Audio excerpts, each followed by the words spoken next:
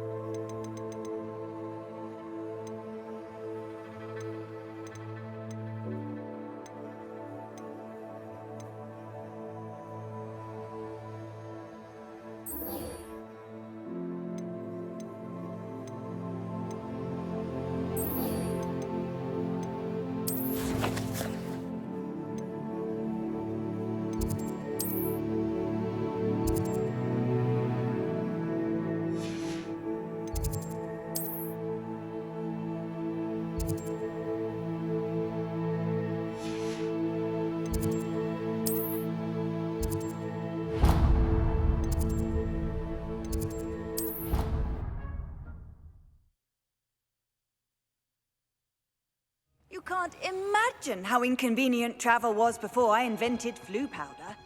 Oh, it's you! Just the person I need.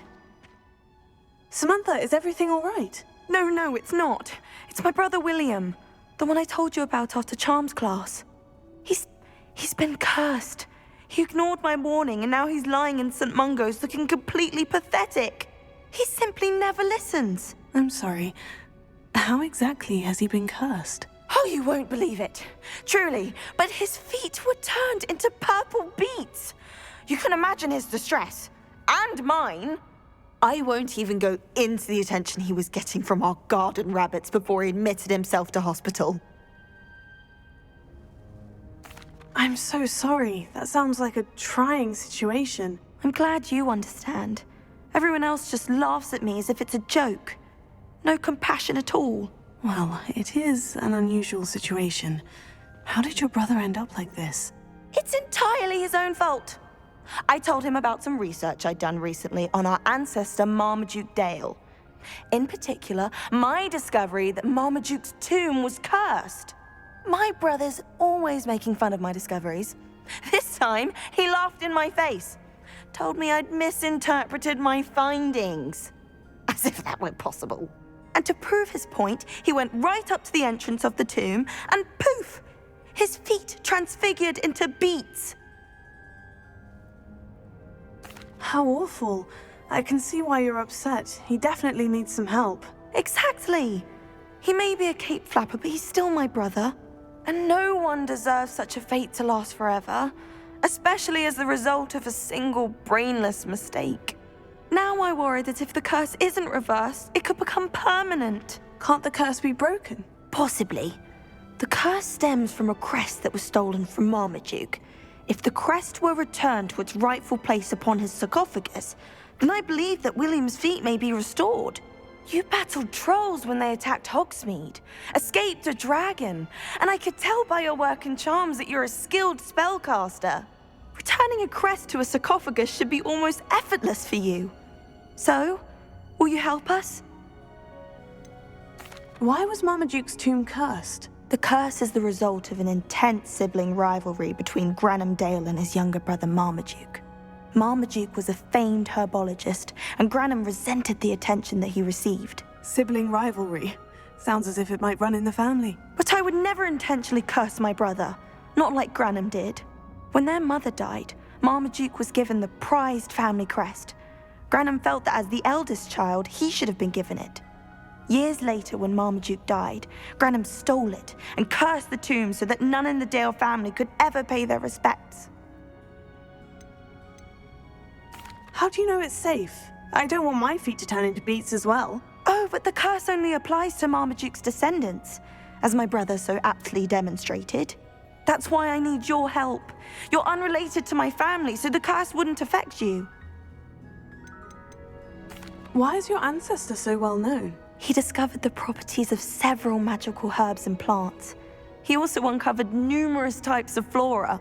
The wizarding world owes him a great debt. His work not only impacted the discipline of herbology, but also potion making. I can take the crest to Marmaduke's sarcophagus for you. Oh, thank you! Thank you so much! You'll simply go into the tomb where Marmaduke was laid to rest and place the crest on top of his sarcophagus. According to my research, the tomb's been abandoned for centuries, so it should be a fairly simple task.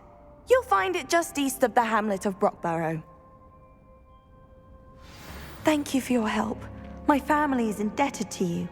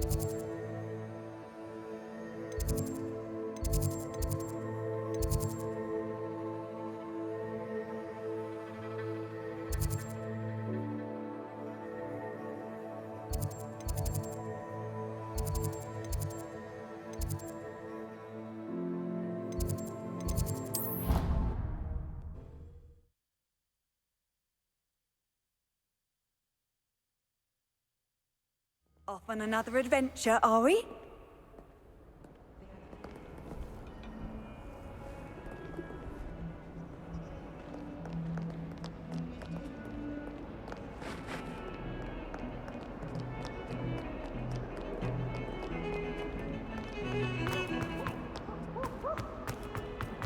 She has a brand new game. Just beware.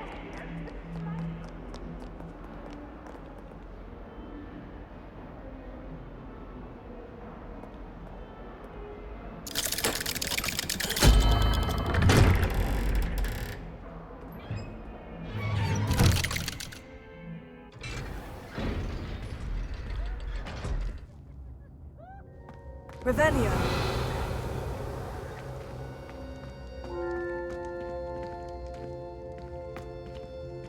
You'll never believe what I've learned. What did you discover in the spellbook we found in the scriptorium? Salazar Slytherin's spellbook was a little difficult to interpret, but fascinating. Evidently, he encouraged teaching dark magic at Hogwarts. Neither the Imperious Curse nor the Killing Curse was unforgivable during his time. He believed students should be prepared to use dark magic when necessary, not to fear it. That's why we had to use Crucio to gain access to the scriptorium. He didn't want his knowledge shared with anyone who was afraid of the power of dark magic. It was hard to do, but casting Crucio was our only option. And I'm glad we did it, because in the spellbook I also found something else. References to a lost relic, which, from what I can tell, grants the holder the power to reverse dark magic curses. And you think this relic might be able to save Anne? Precisely. I plan to search for this relic, but I don't think we should tell anyone. Especially Ominous. He wouldn't understand. I see no reason to involve Ominous. I'm glad you agree. When I know more, I shall send an owl. And don't feel sorry for Ominous. Keeping this to ourselves for now is for his own good. I'll decide what's for my own good. Ominous, we were just about to get some air. Care to join? You're a liar, Sebastian. I heard everything. You swore you'd never engage in anything to do with dark magic again. No, I didn't. I said I understood you wanting that. I'd never swear to give up on finding a cure for Anne. You don't know when to stop, do you? I know when not to stop. Leave this alone, Ominous. I'll be on my way.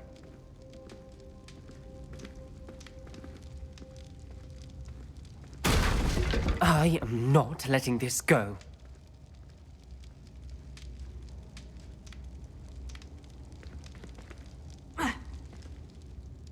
Ominous, Sebastian meant well. I know what I heard. You knew I wouldn't agree with this. Going after that relic is not a good idea. Sebastian doesn't even realize it, but he's as irresponsible and reckless now as his parents were years ago. It's why they died. I knew his parents died, but I never heard what happened. Mr. and Mrs. Sallow were professors. Spent nearly every waking moment in the cellar library. Noses buried in books. Anne and Sebastian were upstairs when it happened. They heard a sudden crash and ran downstairs, but it was too late. Their parents had crumpled to the floor.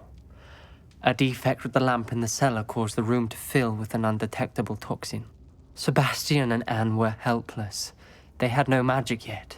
What a horrible story. It is. That's why I can't understand Sebastian's recklessness. I've practically lost Anne. I cannot lose Sebastian too. Please avoid anything to do with that spellbook. Those references in the book seem promising. Everything to do with Salazar Slytherin seems promising until it's too late. I hope Sebastian pursues this no further, but if you think he might, please let me know. It would mean a lot.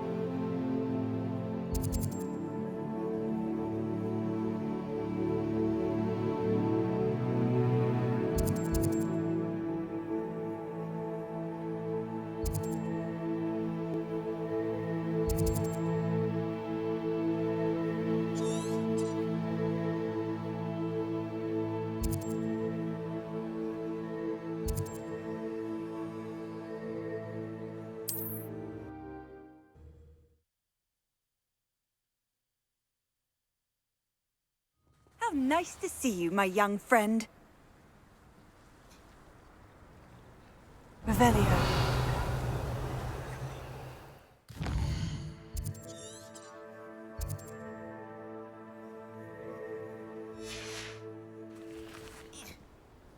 Not sure how I'd fare in a little place like this. Fully armored can disarm a dark wizard, no doubt. But then what? Fleeing?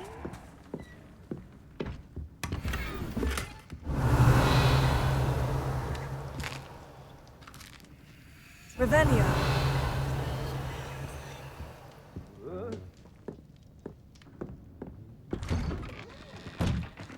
Only a hairy-hearted sod would cast Flipendo on a cow.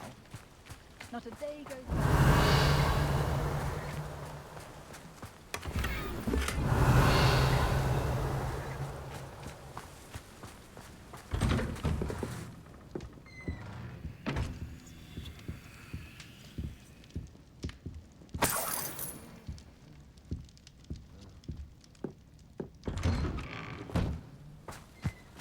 If something threatens me, first thing I cast is... Revelio. Good thing the military banned underage sorcery.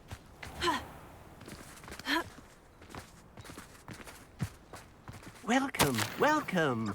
Do have a look around.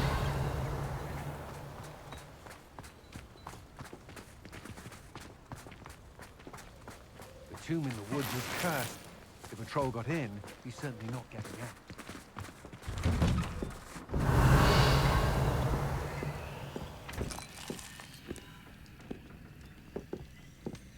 Revelio.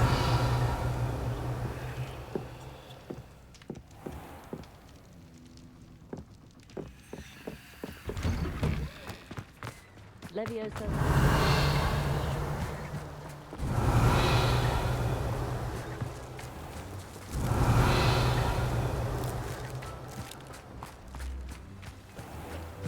Am I losing my mind, or did that statue near Irondale change?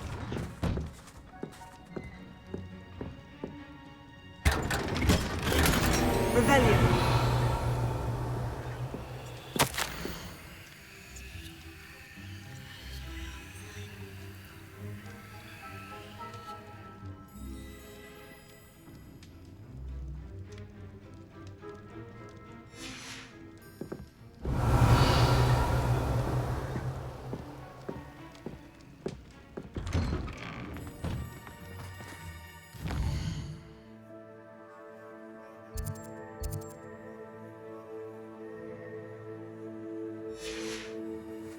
Revelio.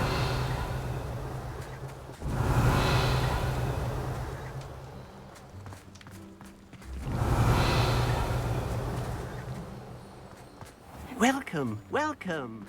Do have a look around. Not saying I don't cast the odd cleaning spell. No.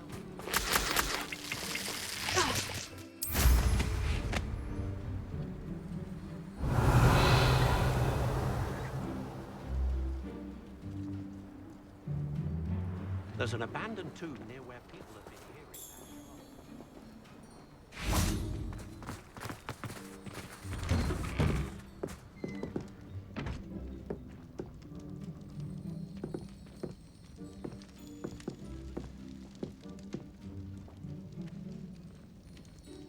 Revelio.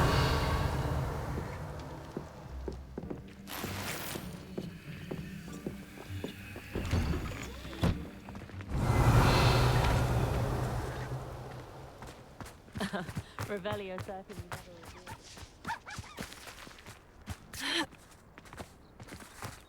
You avoided my troll.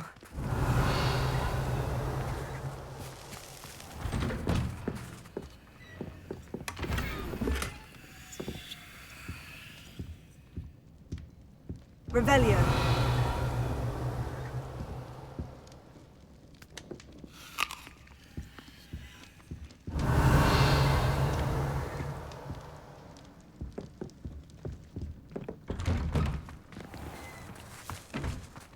I hope you avoided my troll.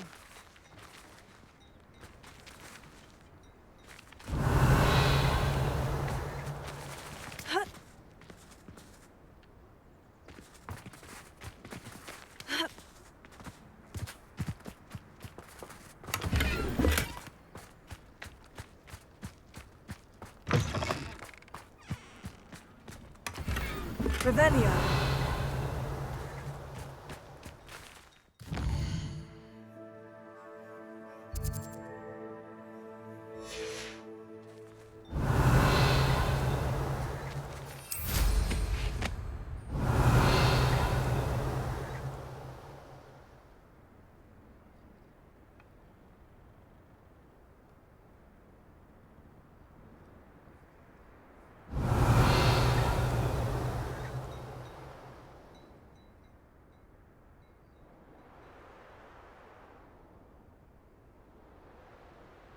Revelio.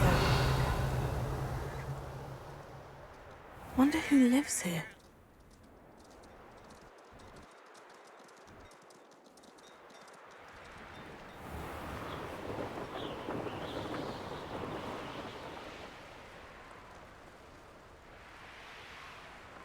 Here's one of those tables Professor Shah mentioned.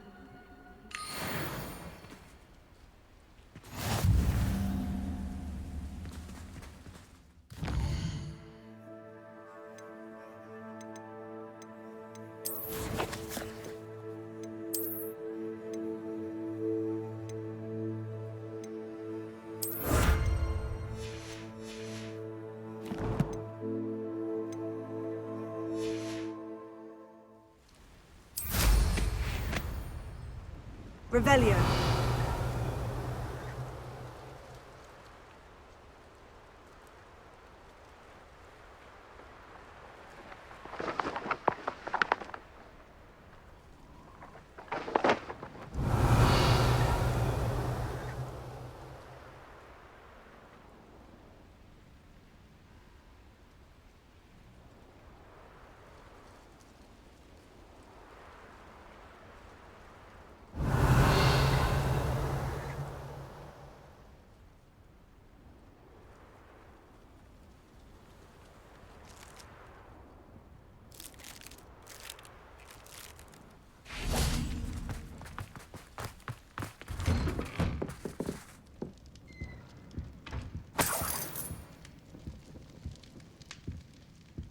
Revelio.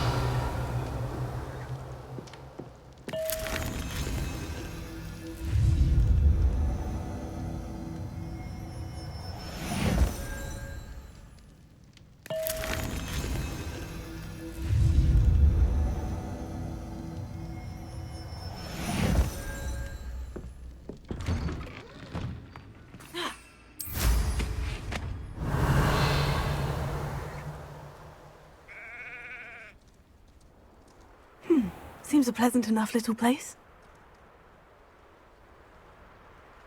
Revelio.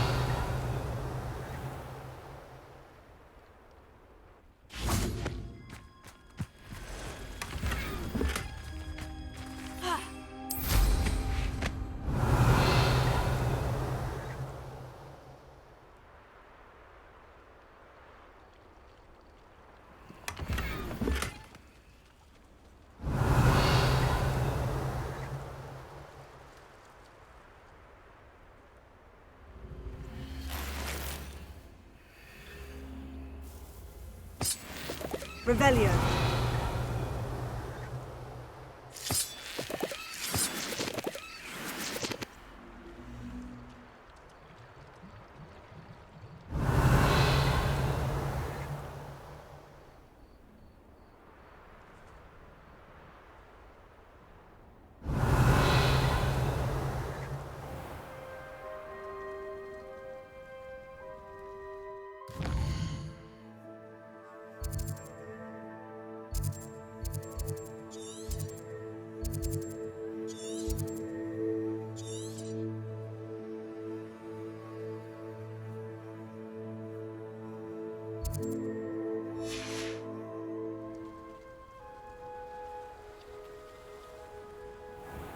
Revelio.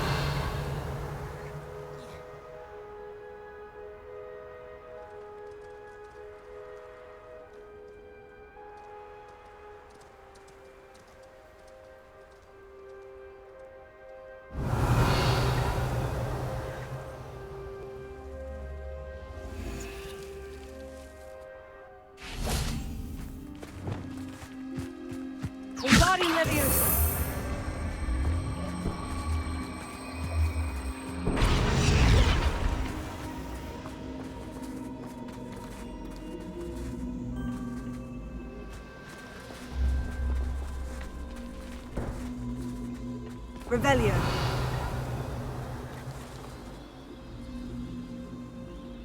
Lumos.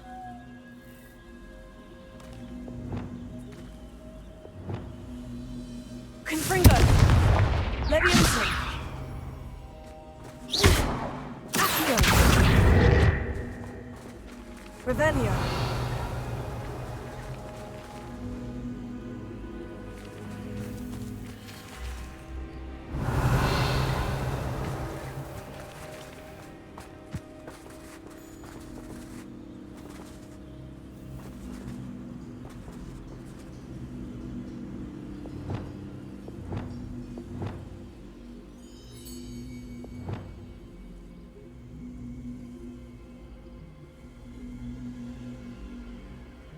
Revelio.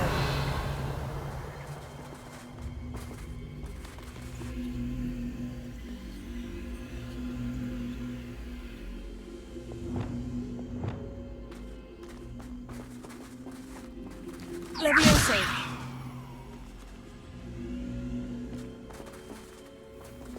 Wingardium Leviosa.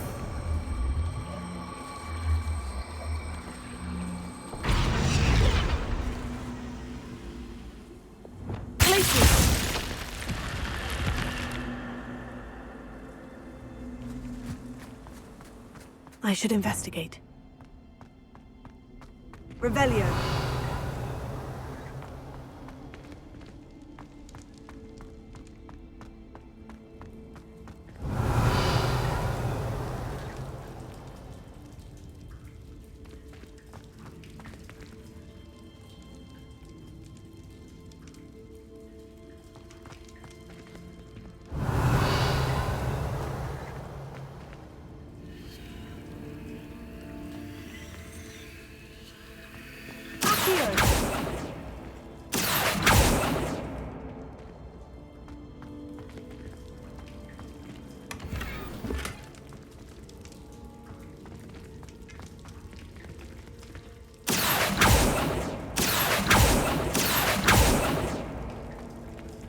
Revelio.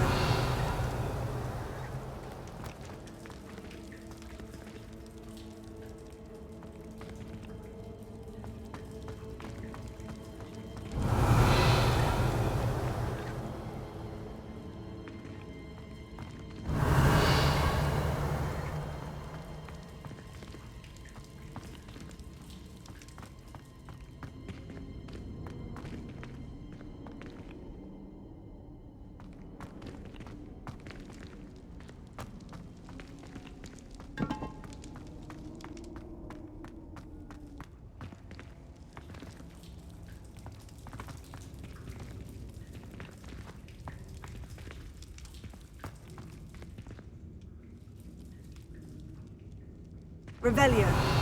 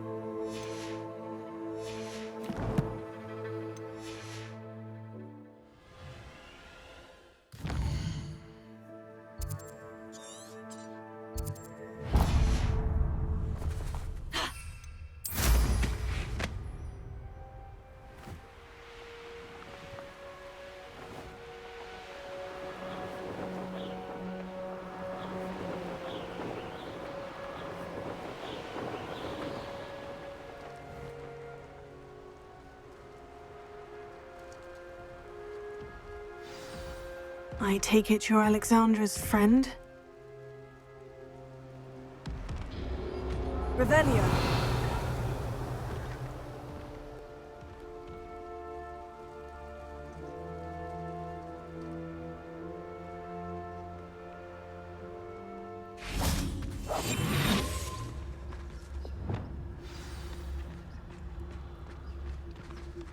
Revelio.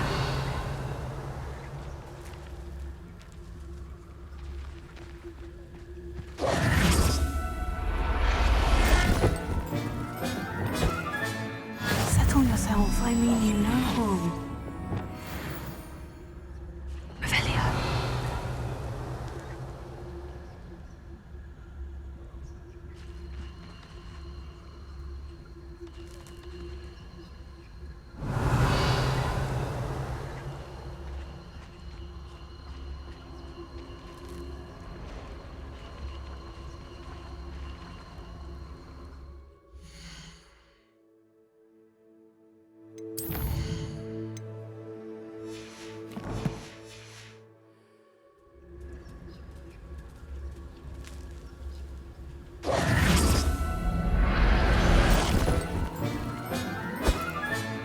There.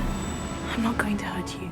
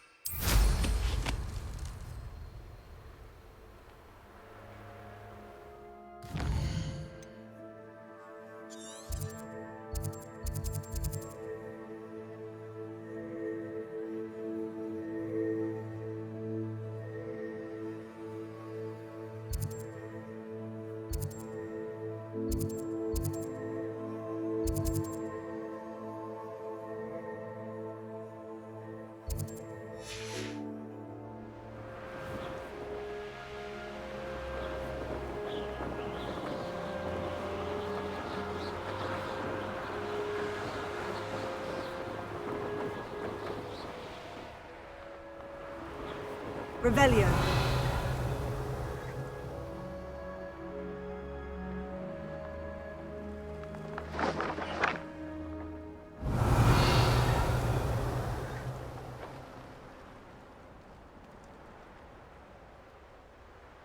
Let's see what's up your sleeve this time, Merlin.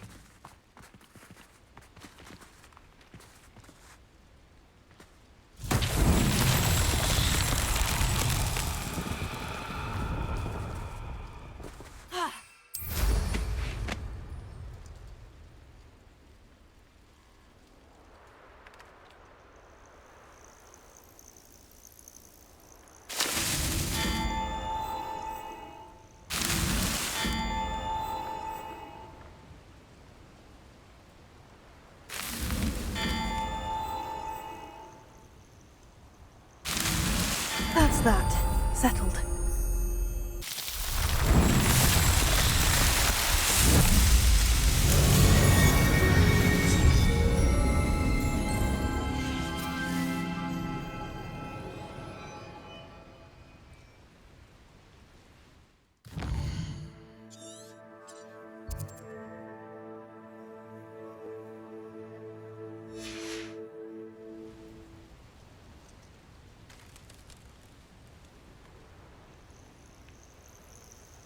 Revelio.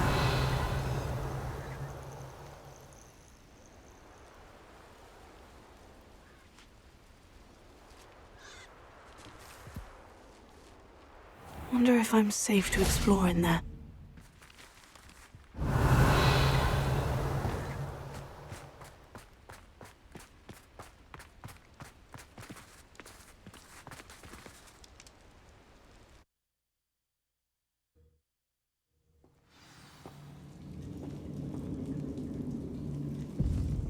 Revelio.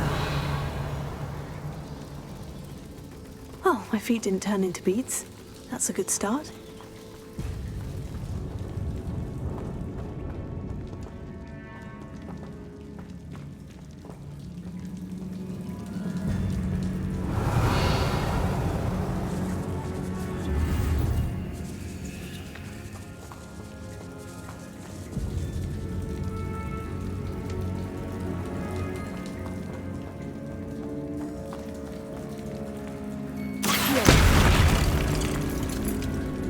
Revelio.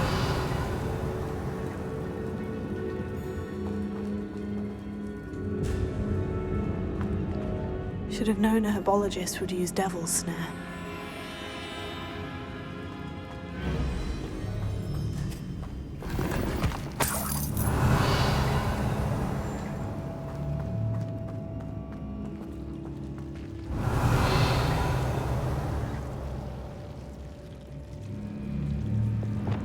Lumos.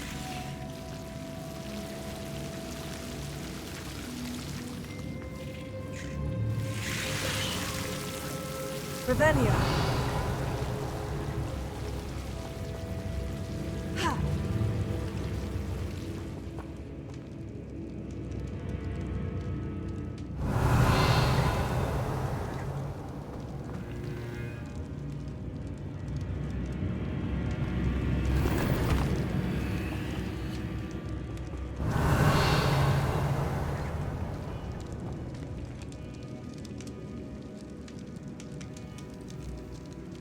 Lumos.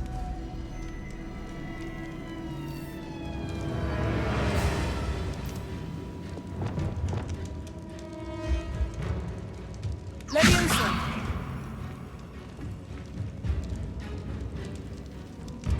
Revelio.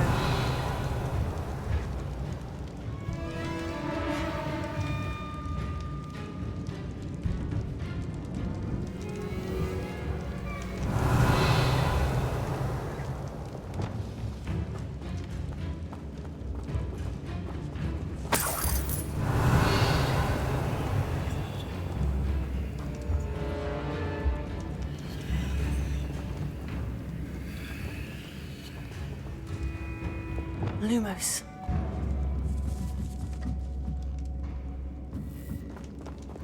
Confringo!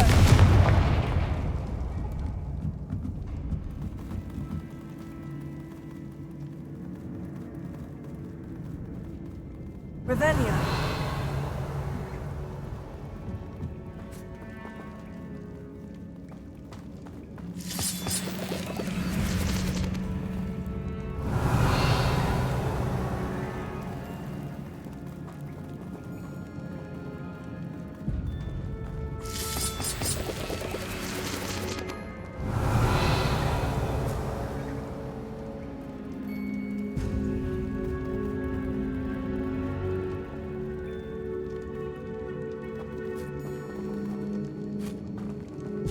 Confringo! Revelio. Ha. Confringo! Revelio.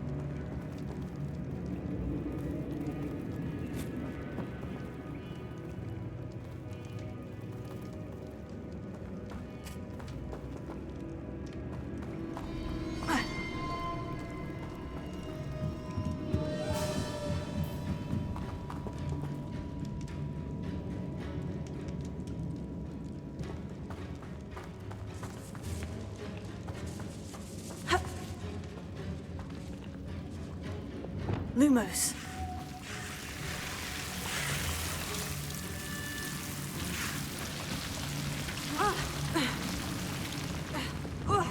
A troll? You can't be serious.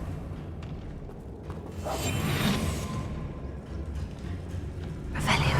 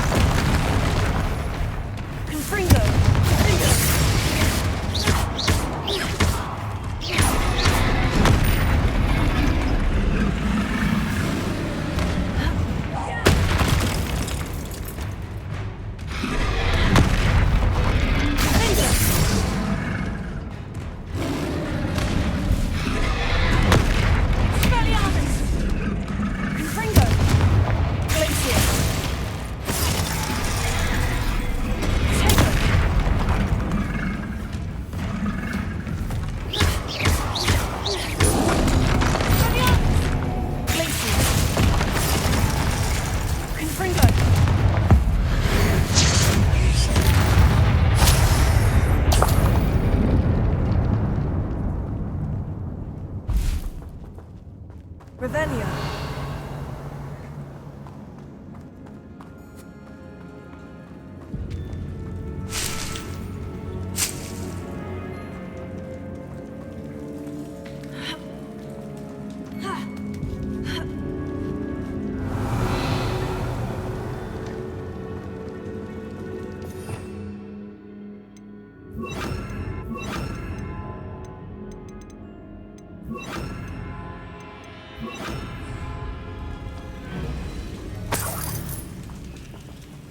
Well, Marmaduke certainly left behind more than plants.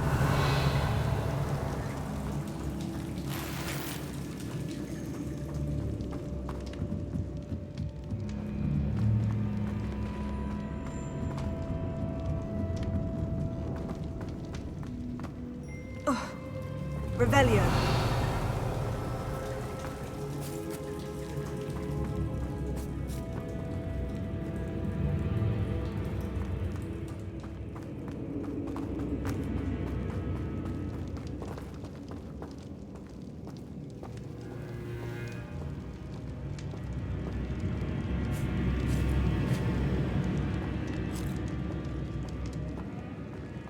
A sarcophagus. This must be Marmaduke.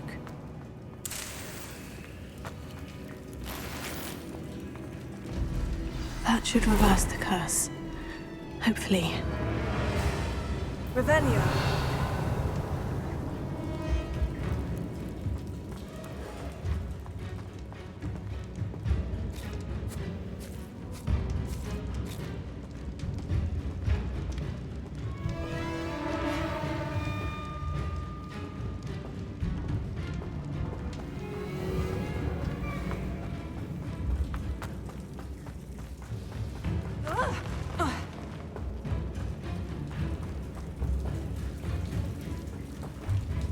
Confringo!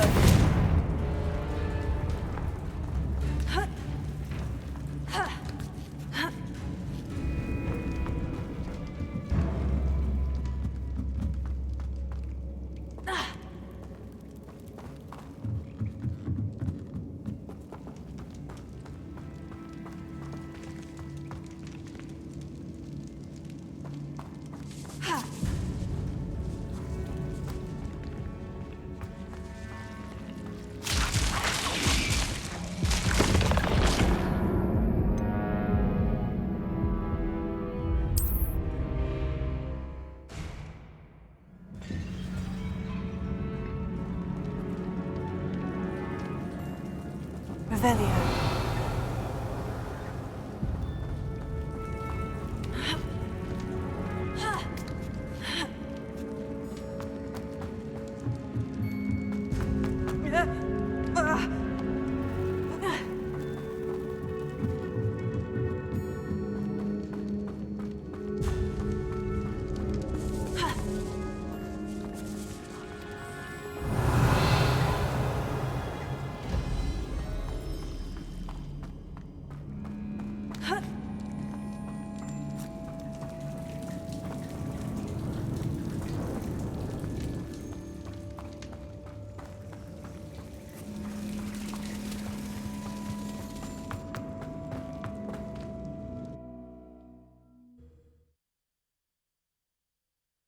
Samantha will be glad to hear that the crest has been returned.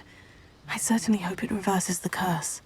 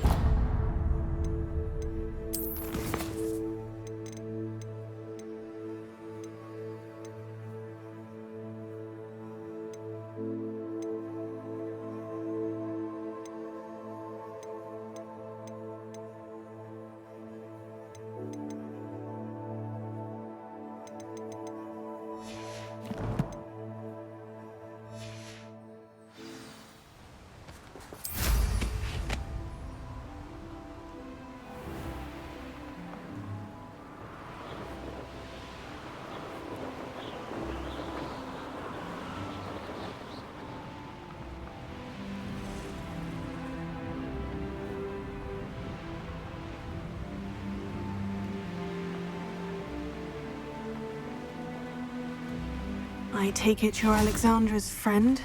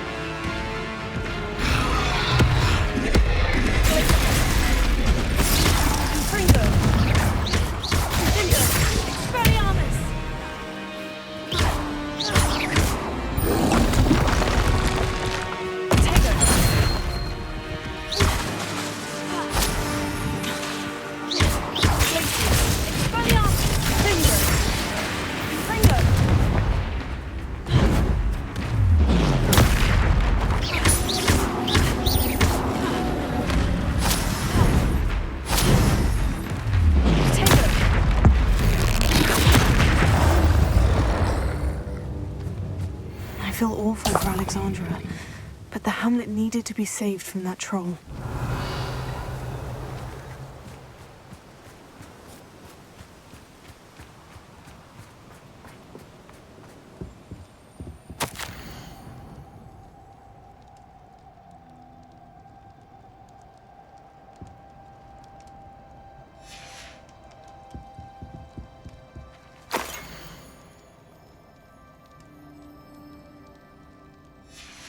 Revelio.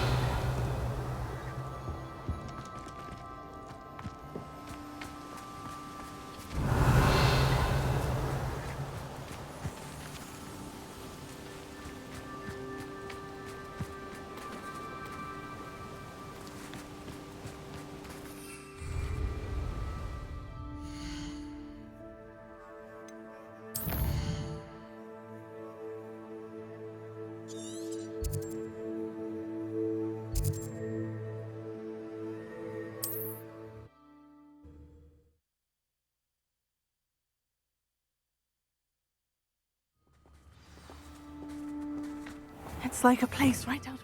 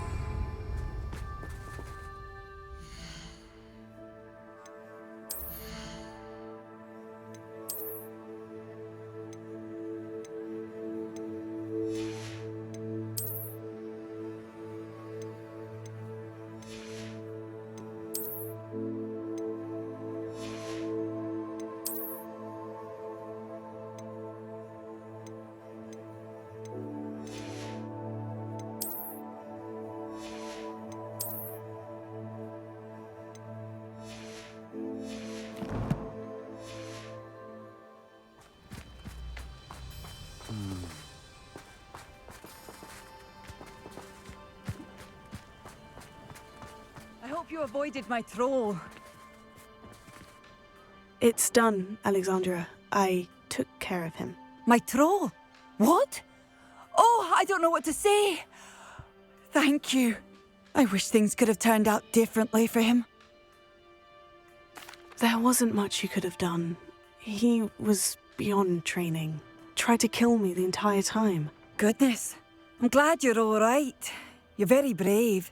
People in the hamlet had already crafted a moniker for whoever eventually defeated that troll.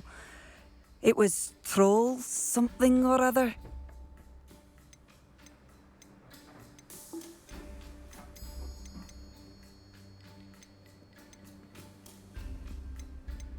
Slayer? Yes, that was it. I suppose it's your title now. I need some time on my own. But truly, thank you for what you did. The Troll Slayer has a nice ring to it.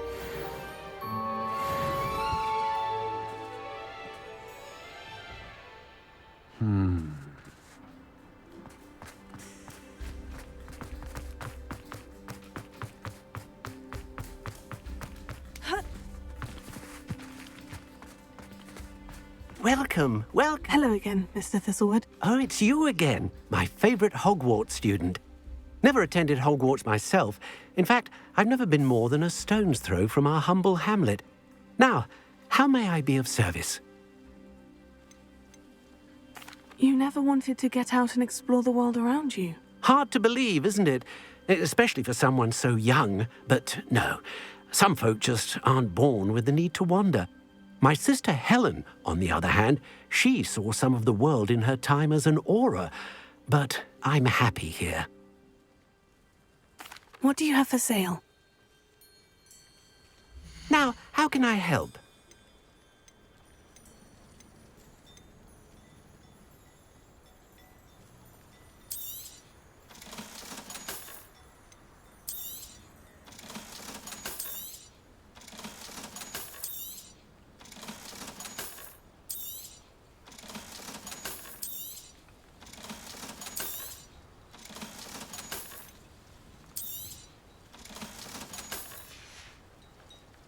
Thank you. I hope to see you again soon. Wonder who lives there.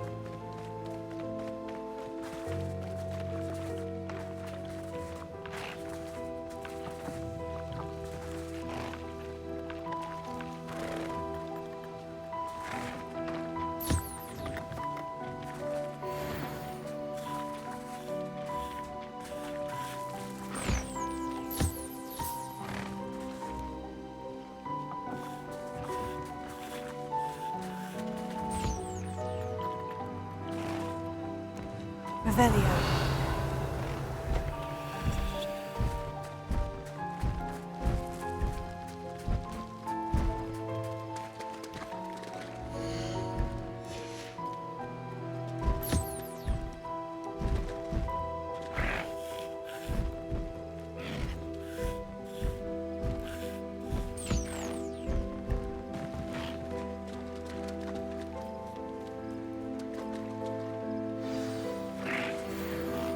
I should let Deke know about the newborn Thestral.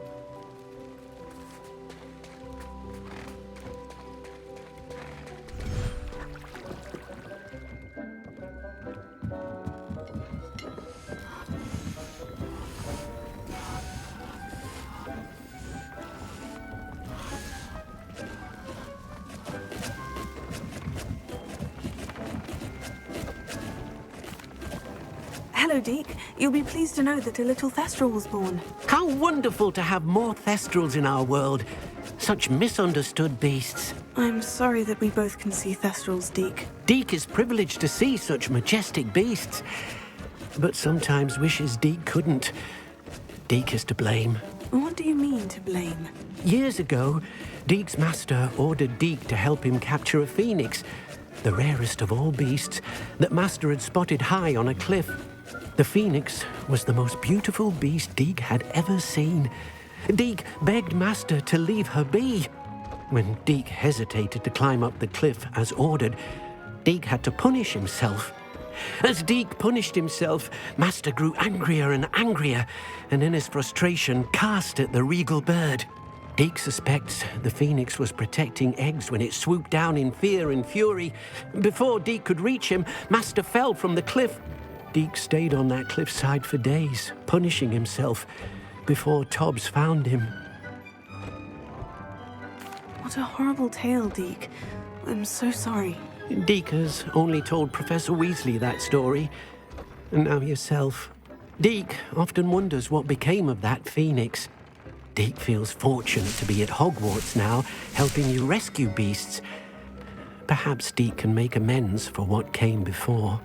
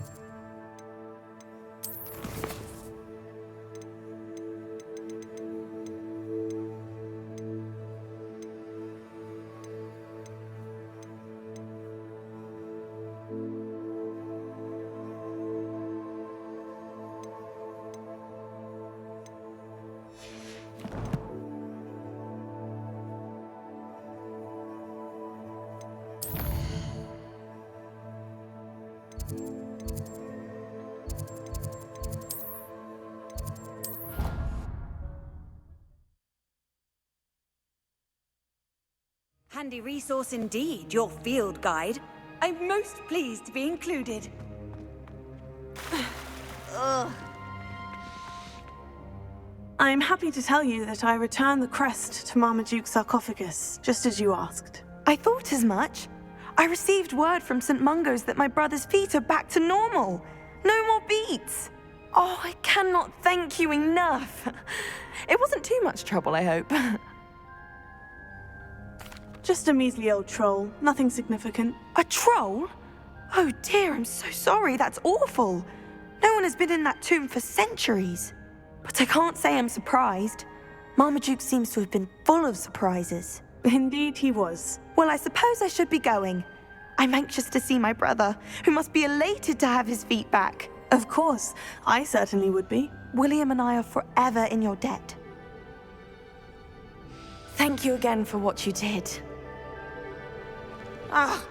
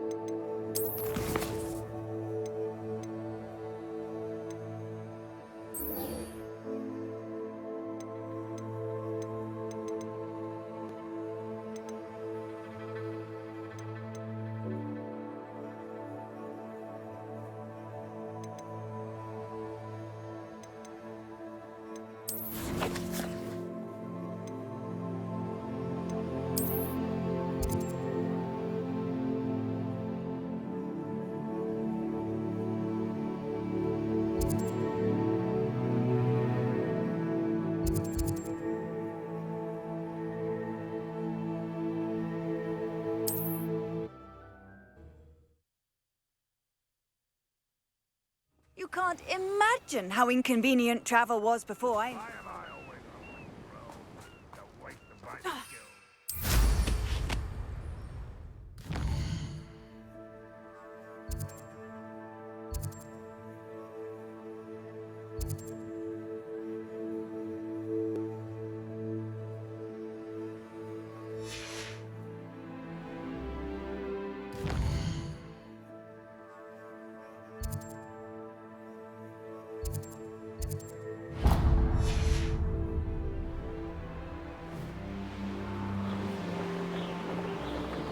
Who lived here, I wonder?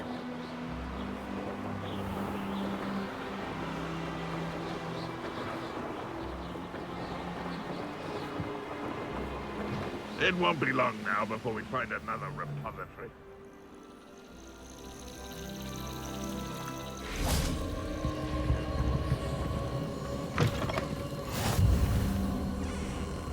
What are you up to now?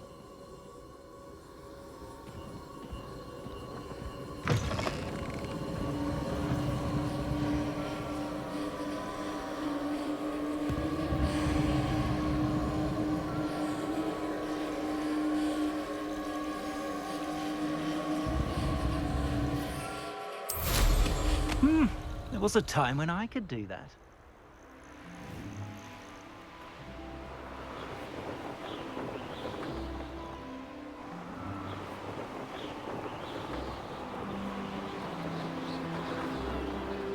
This is the Dirical Den. But Miss Moffat said Gwynaira only appears at night.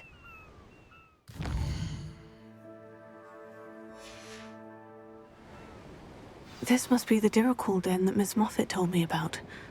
Now, where is Gwynaira?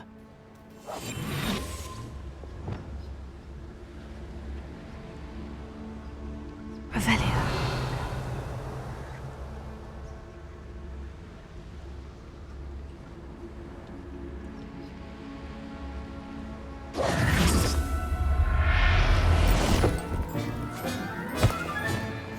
Assignment's all finished. Revelia.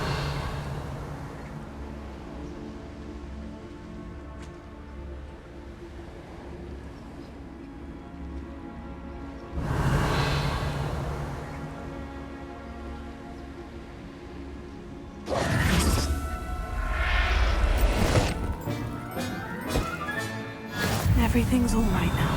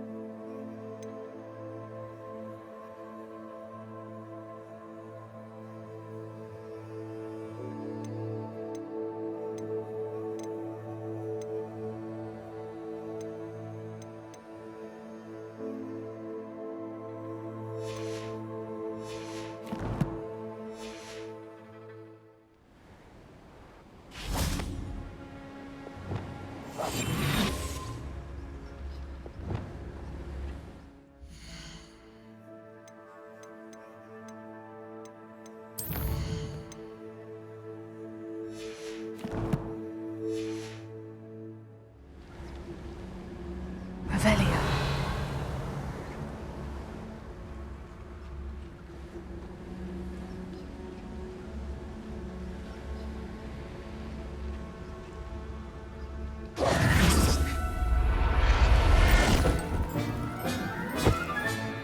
Professor Howin will never believe this.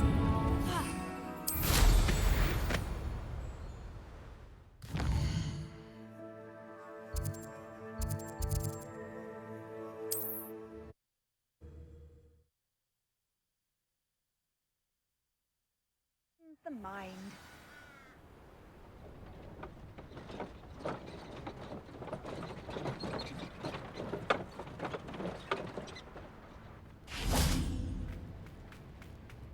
Not sure how I'd fare in a little place like this. Oh, hello. Any luck finding Gwynaira?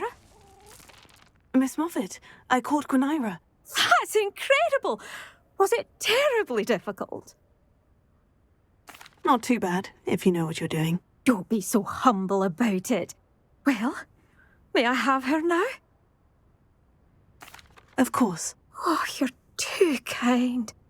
She has such exquisite plumage. Oh, I shall make the finest attire from her feathers. And she'll have a good life too, of course. Ah. Thank you so much for bringing me Gwynaira. I shall keep her safe and only use her feathers sparingly.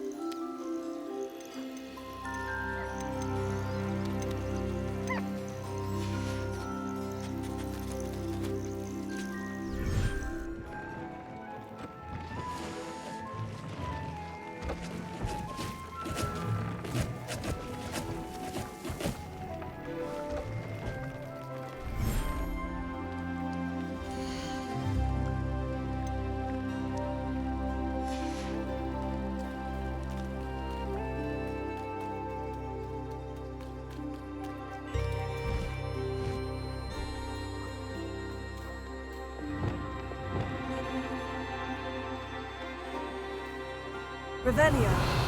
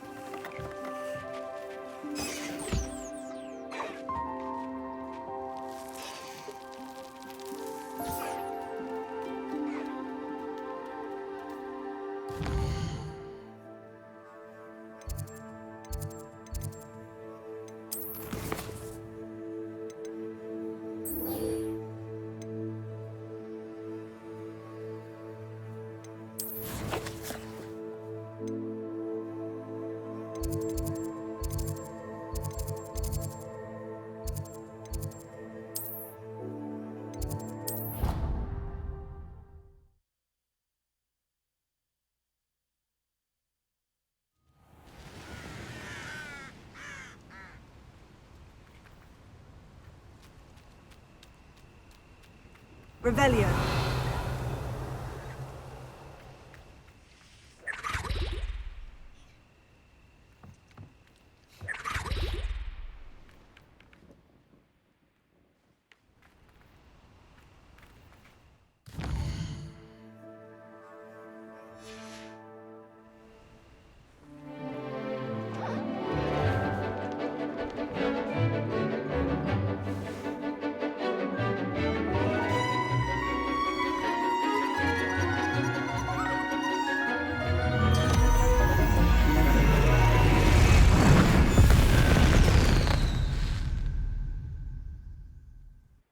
Excellent work today. Class dismissed. Ugh. Can't say I'm terribly fond of all the dung in this class. I take it you're ready to learn your... I completed your assignment, Professor. I'm ready to learn Bombarda now. Good. Now, this spell comes with a caveat. It should only be used when necessary. The exploding charm, as you might suspect, can hurt people. Use caution when casting it. I will, Professor. I will hold you to that promise. Now, you must be precise in your wand movements. We don't want you blowing your hand off. Go ahead. Nice and steady wand movements. Remember, the exploding charm is highly volatile.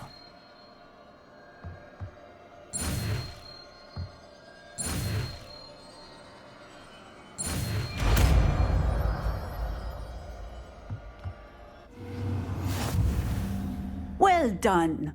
Now, let us put it into practice, shall we? Go ahead and try it on the pumpkins.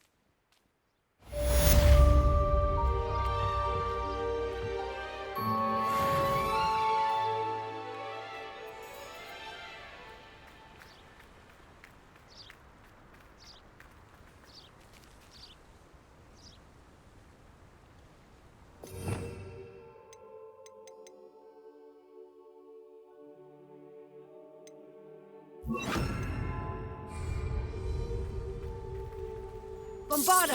Excellent wand work. Cast the spell just like that every time. Assured and in control.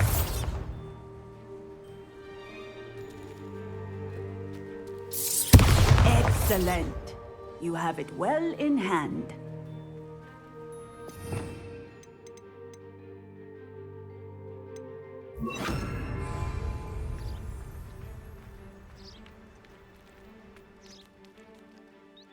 Professor, might I have a moment? Yes. What is it? I was wondering, what inspired your interest in magical beasts? Are you considering some sort of profession in the field? I haven't decided quite yet, but I do find magical beasts fascinating. You do seem to engage well with the beasts in class. I believe that when choosing a path, particularly of a scholarly nature, one must take into account both one's enthusiasm for a particular subject, as well as how one may best serve the students to whom one is obligated to both inspire and teach. Of course, Professor. When did your path become clear? I recall it quite vividly. It was the summer between my 6th and 7th years. I read in the Prophet about a wizard who'd been selling alchemy eggs and disappeared in the mountains near my home. I knew of the alchemy, of course, from my studies, but they are native to lands east of here, such as India. I wondered if it was possible that an alchemy could be so nearby. Hence, I went to find it.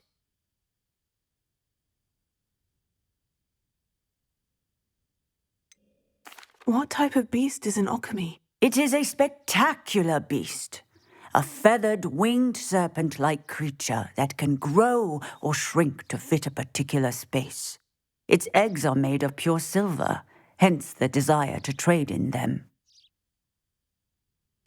Seems quite a challenge, finding an alchemy in the mountains. It was. After a few days, during which my parents grew increasingly annoyed at my absence, I found what little remained of the wizard egg trader. He was near a tree hollow, and there, inside, was a nest with 7 silver alchemy eggs. What did you do with them? Nothing. Beasts are to be valued for what they can provide for wizard kind. Protective clothing, potion ingredients, even wand cores. Only poachers see the value in ending a beast's life for galleons. I left the eggs alone. I hid, and moments later, the beast flew right over my head. Breathtaking. She then seemed to all but disappear as she shrunk to fit into the hollow. That sounds incredible. Indeed. I knew in that moment that I needed to understand all that I could about beasts and ensure that wizard kind learned to benefit properly from them. Now, I trust that I have answered your question. You would do well to continue your study of beasts, regardless of your chosen path. Beasts and all that they provide will vastly improve your life, and perhaps one day even save it. I shall remember that, Professor. Thank you.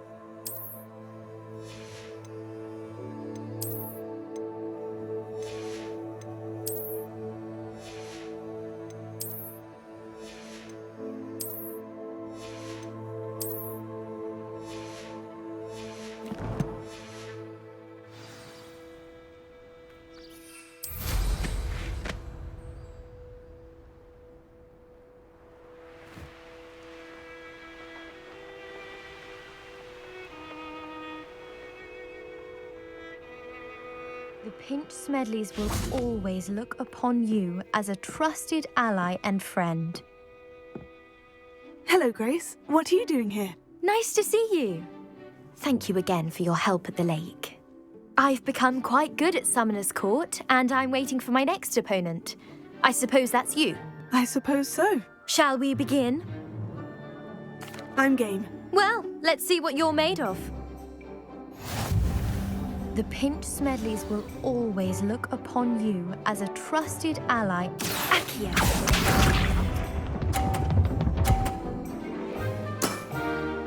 That's the way to do it.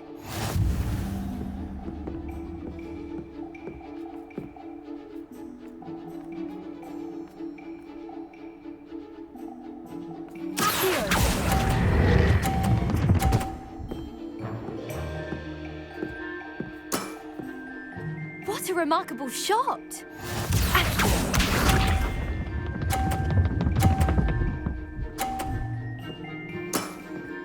You didn't see that.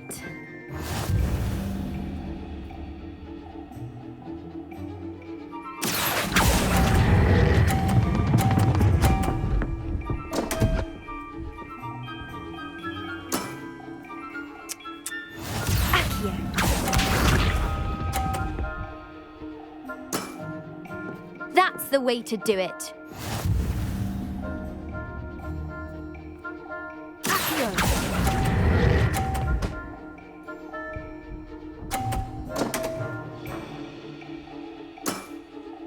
That wasn't what I wanted to see. A draw? We can't leave it like that.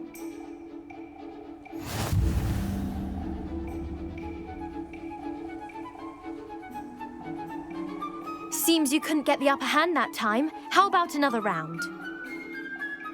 Let's have that. Then take your mark.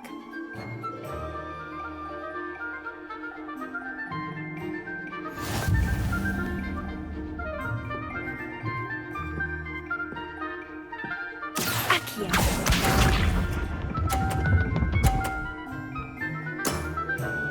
That's the way to do it.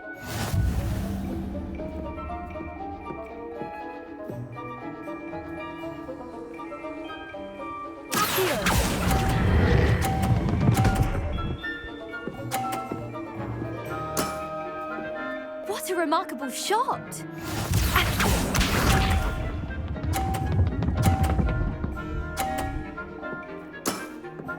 You didn't see that.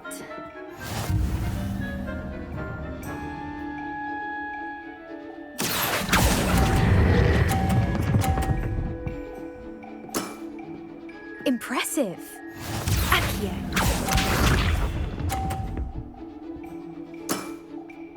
That's the way to do it.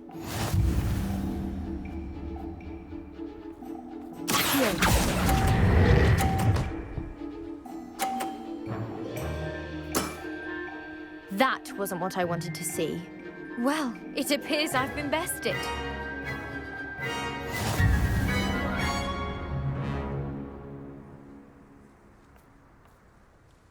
Well done!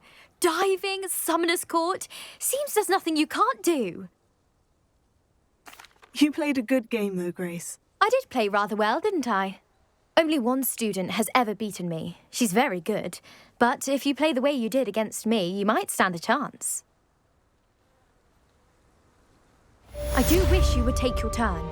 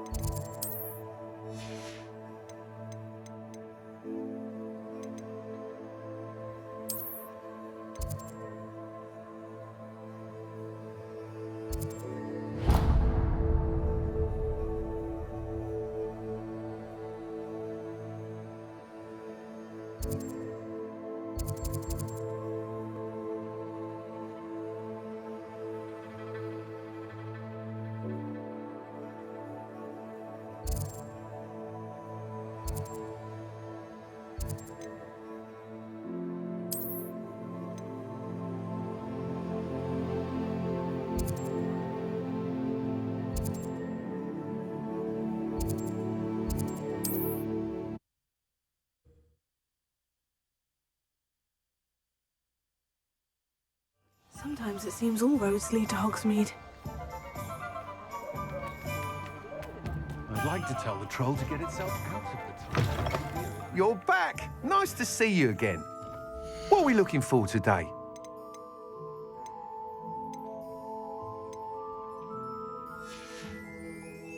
Thanks for stopping by. Hope to see you again.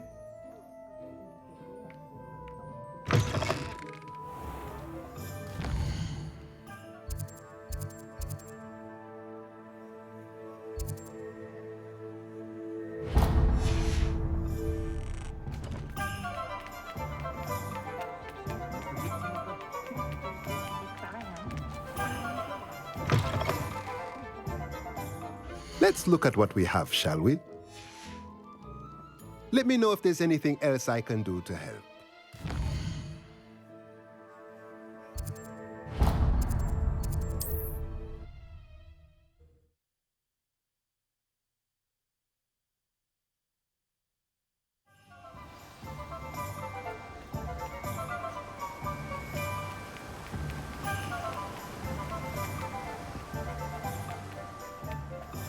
Hello. Be with you in a bit.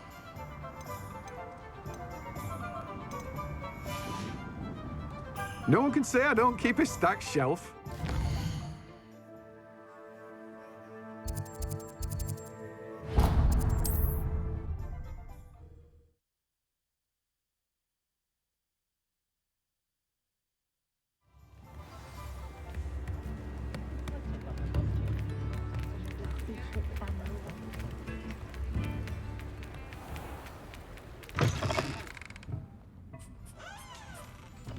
Now, what sorts of beast byproducts might you be looking to acquire? I'll not mind seeing you here again. Consider yourself welcome.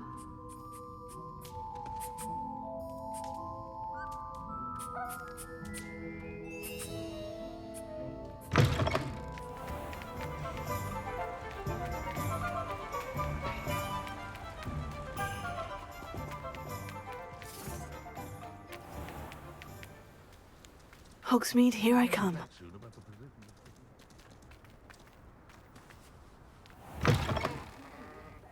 Hope you're not here for a knotgrass sprig, because I'm not entirely sure I have them in stock. Doors always open. You be sure to stop by soon.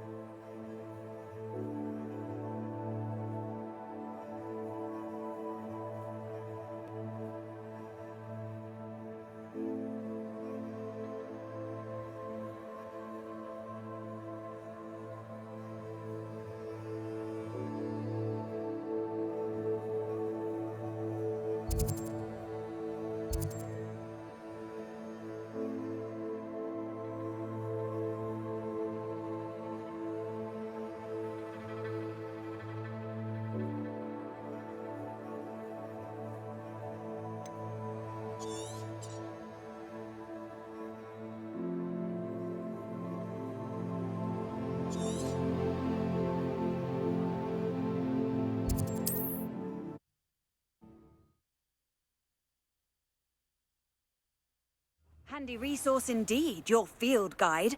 I'm most pleased to be included.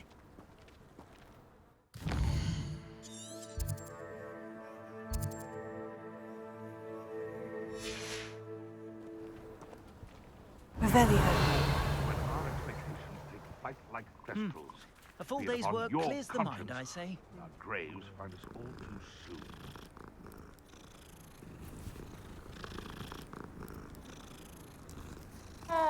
I have a terrible curse where I can't lift food or do work of any kind. No! Alohomora.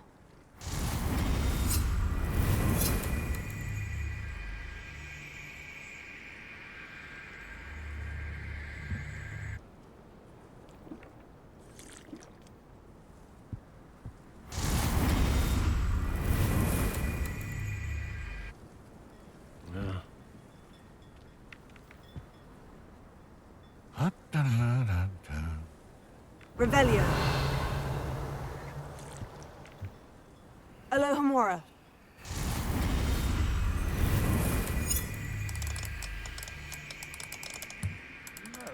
Iron Dale's not harmless, Governor Dale.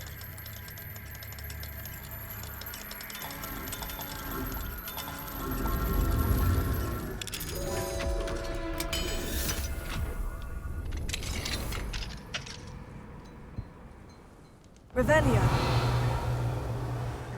Where did I put that? Lower Hogfield or upper Hogfield?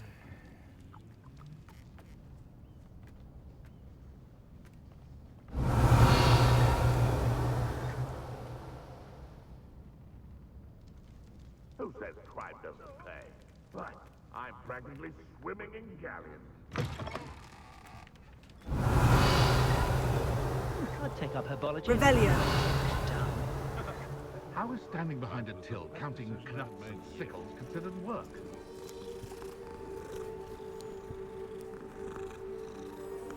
Ah, the secret is to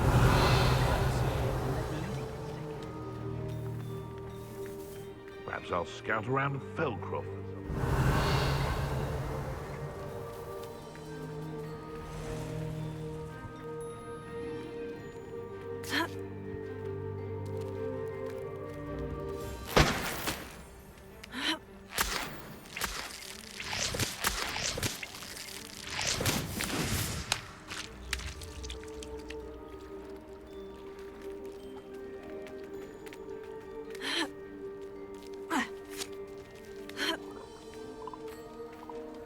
all this talk. Revelio. I swear, none of you'd have a head left on your shoulders.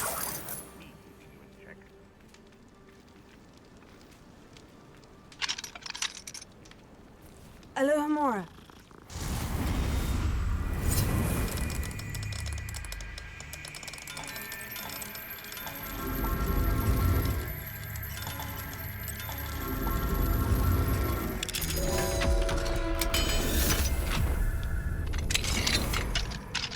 Revelio.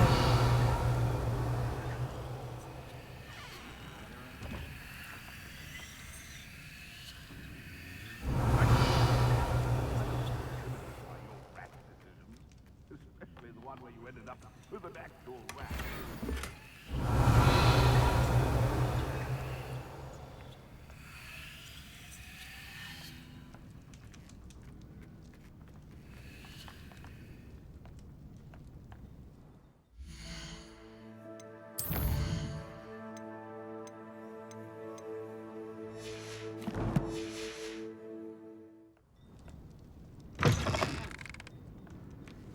Revelio.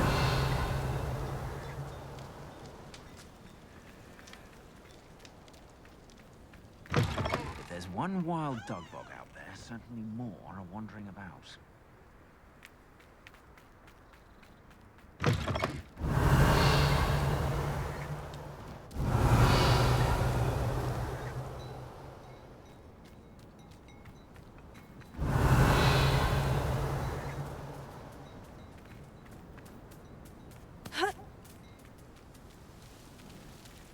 Revelio.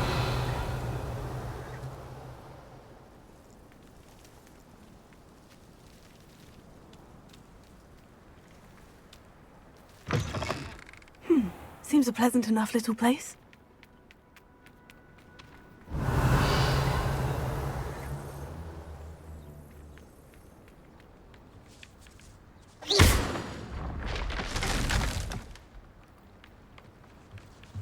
Revelio.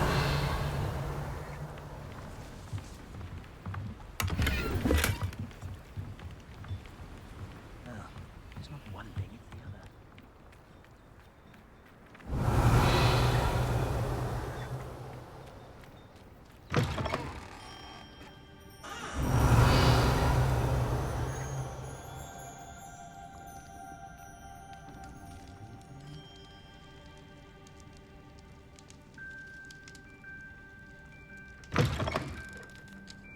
Revelio.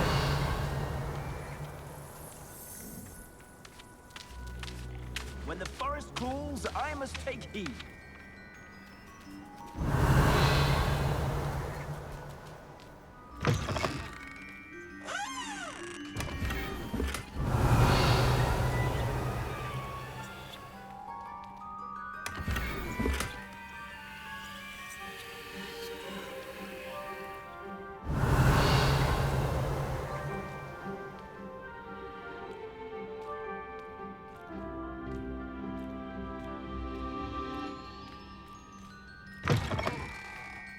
Revelio.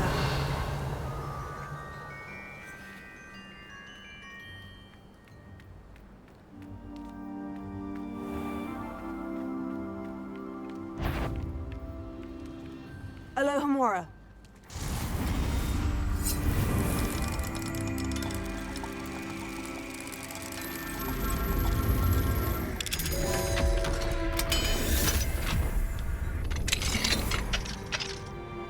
Revelio.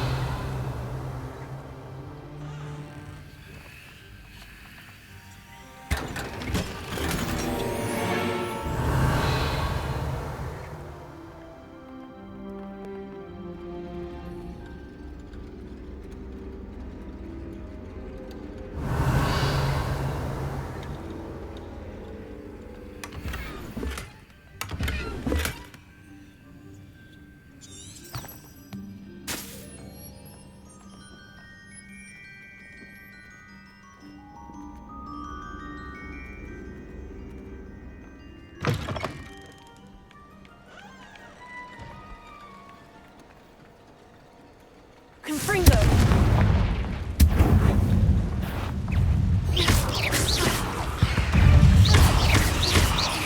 Confringo! Tego!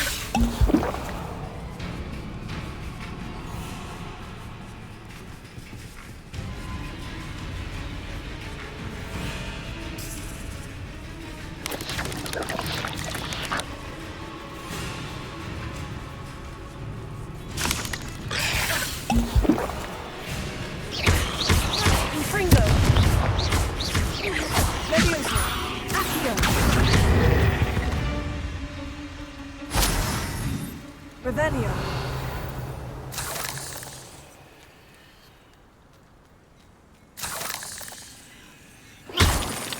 Revelio.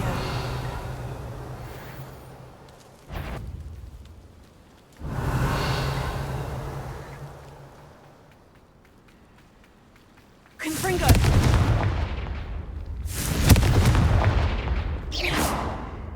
Revelio.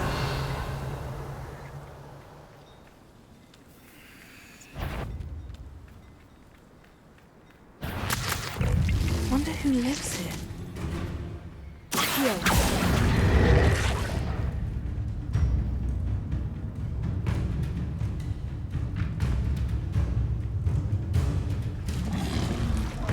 Tego.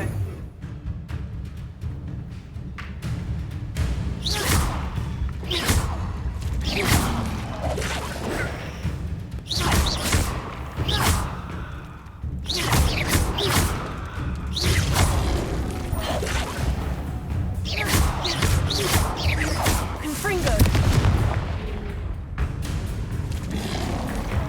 Tego. Confringo.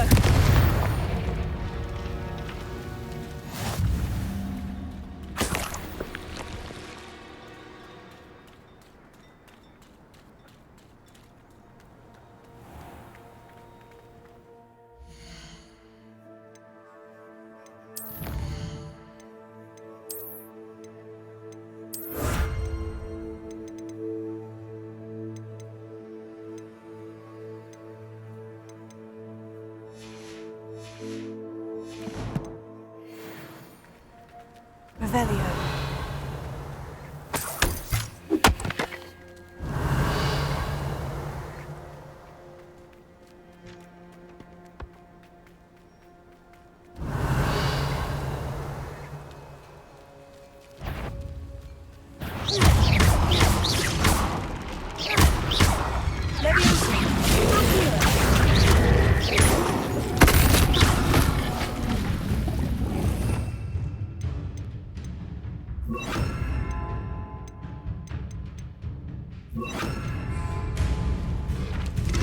Levioso!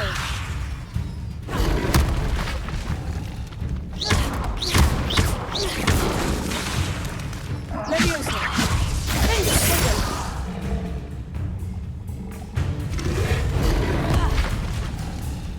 Bombarda!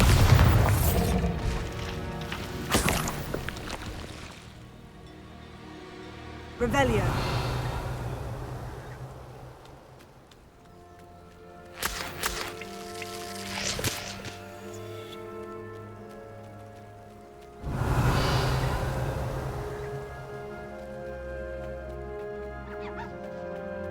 Not sure how I'd fit.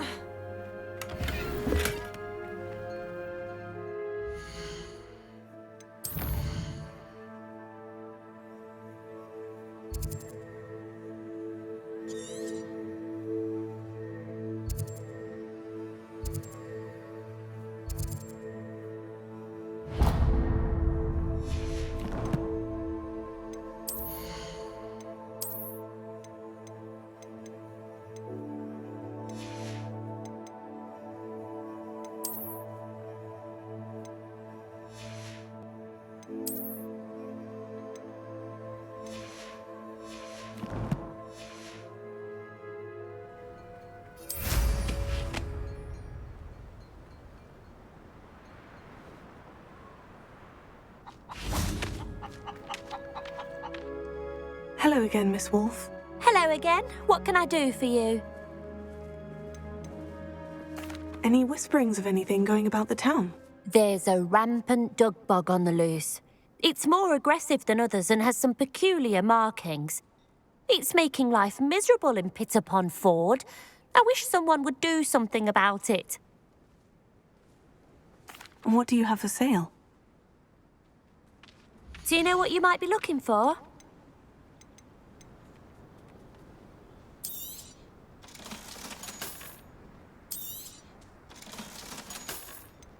Huh?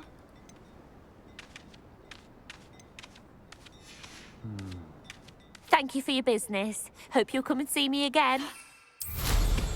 Wow, how marvelous.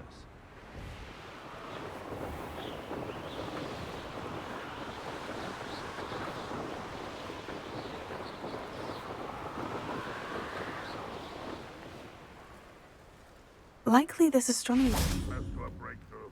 I can feel it.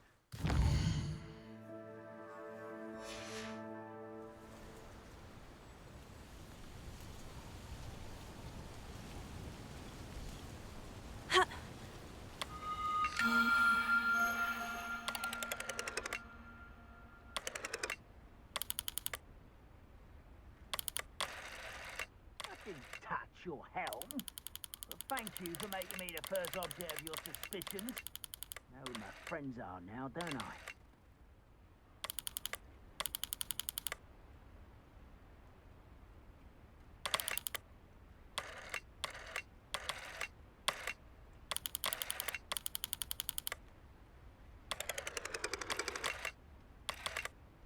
Don't see myself doing this sort of thing forever, though.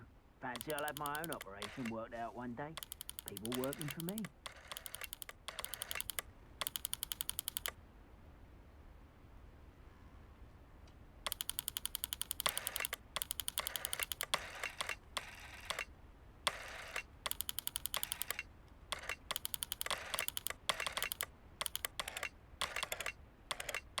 You haven't had mushroom stew like what my mother used to make.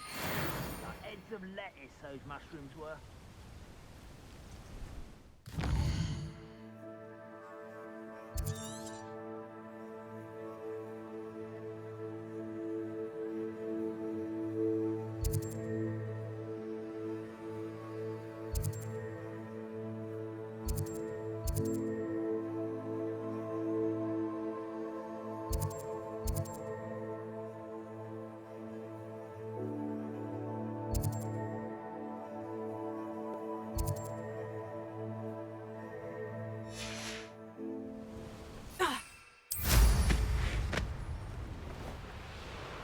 Revelio.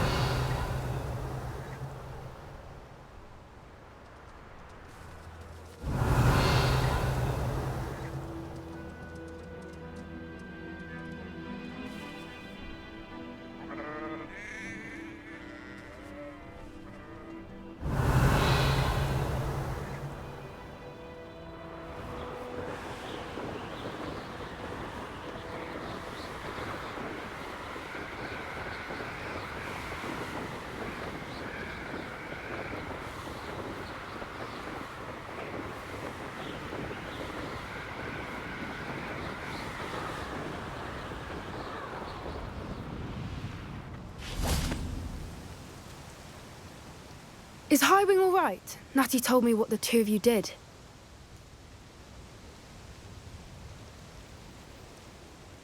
Highwing's fine. I'm keeping an eye on her. She's safe, Poppy, I promise. Good. Whatever the poachers are up to, I want Highwing far from it. You said you had news about the poachers, and that some of it had to do with me. It did. I overheard them talking in the Hogshead, and did you know that they have orders from Victor Rookwood to capture you on sight? Does this have anything to do with Rookwood and Harlow coming for you in the Three Broomsticks after the troll attack? It does, somewhat. But at the moment, I'm more concerned about what else you heard the poachers are up to. Fair enough. But I hope you'll let me know if I can be of help, especially after what you did for Highwing. Does the name Horntail Hall mean anything to you? I'm afraid not. Why? What is it? The poachers' best kept secret, apparently. The name came up twice, but they never went into detail. I also overheard one of them bragging about all the gold they're making, at the expense of innocent creatures, undoubtedly. The poachers spoke of this area, and I thought if we searched around a bit, it might give us clues as to what they're doing. If you ever meet my gran, this trip never happened. Not to worry, Poppy. If I ever meet your gran, I shall not speak a word of this. I normally tell her everything. She might be my best friend after Highwing, but she knows how I feel about the poachers. I think she worries I'll do something ill-advised. Whatever gave her that idea? This way.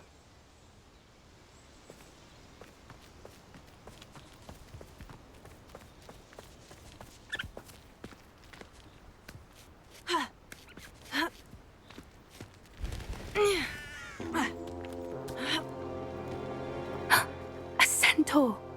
Tread carefully.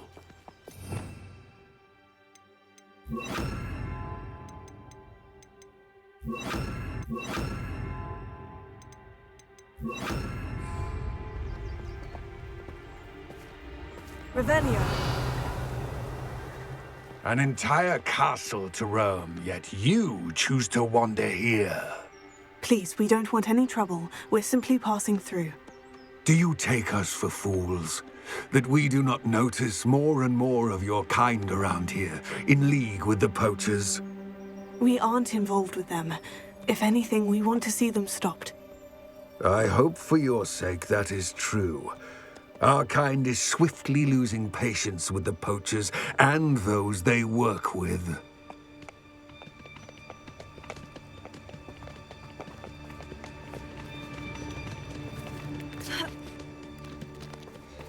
He was certainly a charmer. That could have gone worse. Centaurs aren't exactly fans of wizard kind, and the poachers aren't helping matters. But why would he think that we had anything to do with poachers? I did notice the poachers talking with a few villagers in Hogsmeade. I'm not sure why. Perhaps that's why the centaurs are suspicious.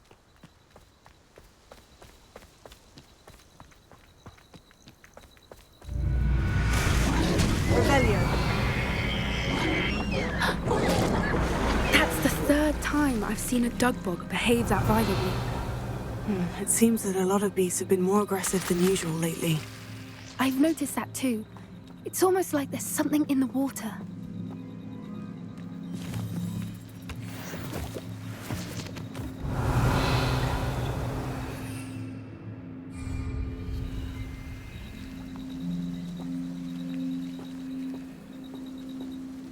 This is odd.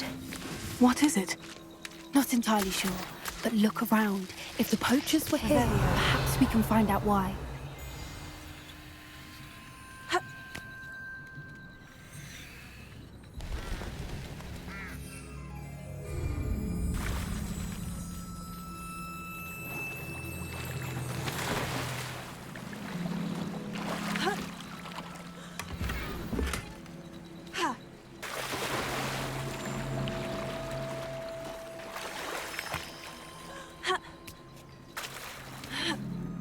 Revelio. Still smoking. Can't have been gone long.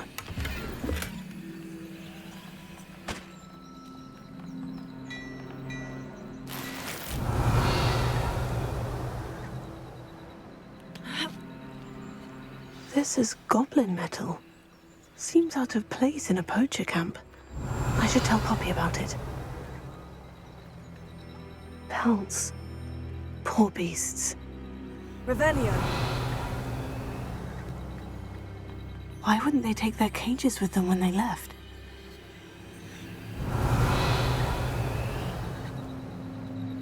Anything interesting? Poachers were here, all sorts of evidence. But I found something else. It's goblin-made. I found goblin armor. Let's keep searching, but carefully.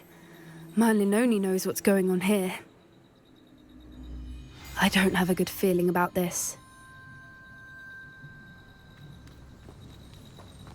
How do goblin and poacher interests align? Look, down there. Definitely poachers. No creatures, though. So what are they doing out here? Let's take a closer look. They won't be happy to see us. Should we use disillusionment? Or perhaps a less discreet approach? Hard to say from up here. Let's get a better lay of the land.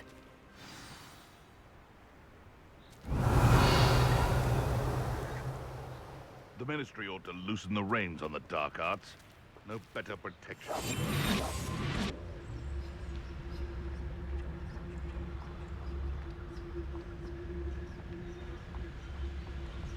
Ah!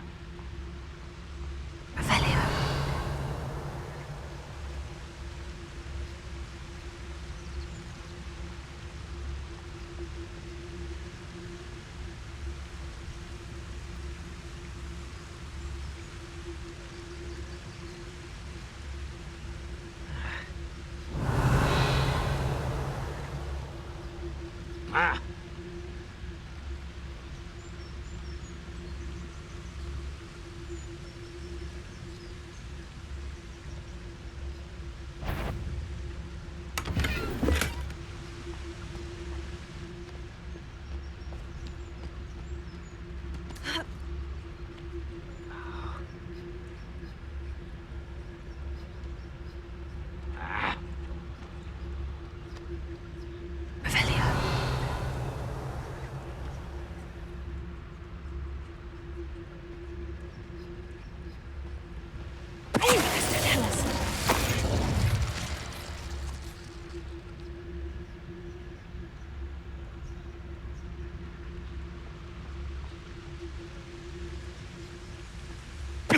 Show yourself!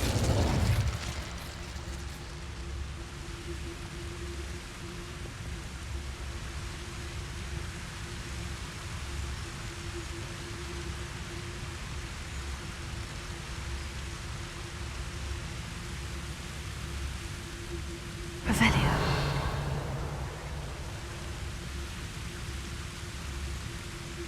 Ah!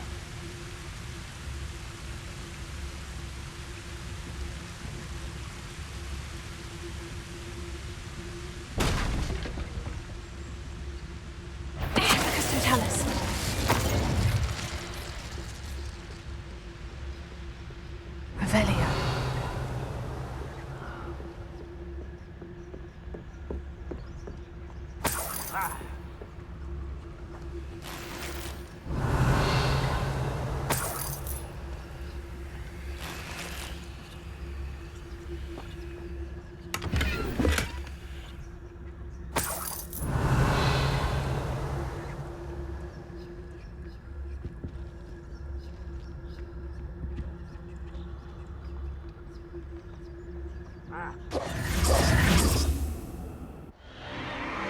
What in Merlin's name? Are those dragons?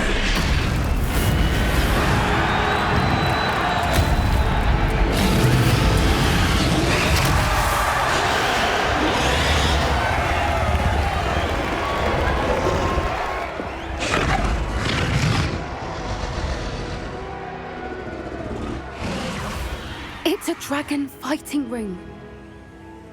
This is Hauntel Hall. The name makes sense now. And the secrecy. No wonder the poachers were in Hogsmeade so much. Likely taking bets and spreading the word, given how crowded it is here. How could they possibly enjoy this? The centaurs have every right to be disgusted with wizardkind. There must be more dragons here. The poachers are far too greedy to run a fighting ring with only 2 dragons. We should take advantage of most eyes being on the fight and look around. But be discreet. You especially can't afford to be spotted. What I wouldn't let to be a demiguise right now.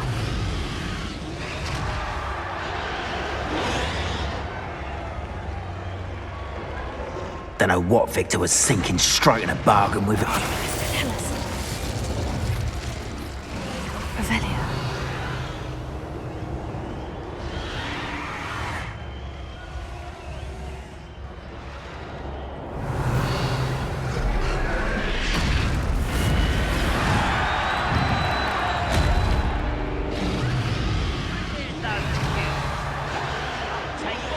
Run the other way when they see me, humans do.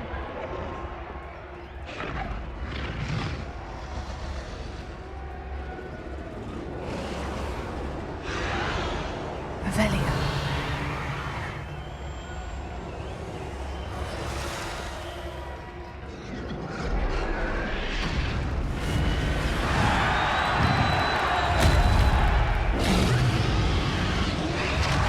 Have you heard from your family?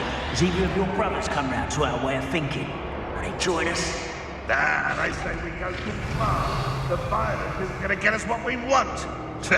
I say, if every last wizard is run through with a blade, then violence is going to get me precisely what I want. Sickens me to work alongside any of them. Don't know how Ramrock's stomach's being near Rookwood. Foul beast.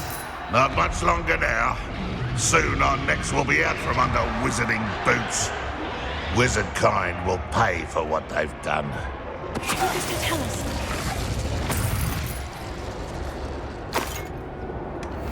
Revelia.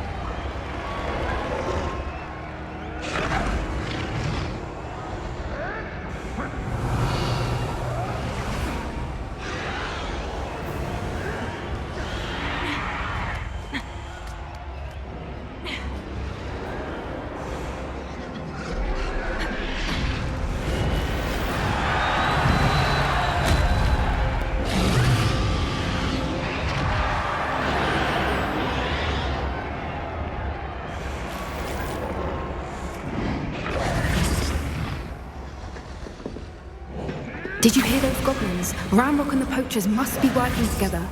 Poppy, something's going on behind you. What's going on down there?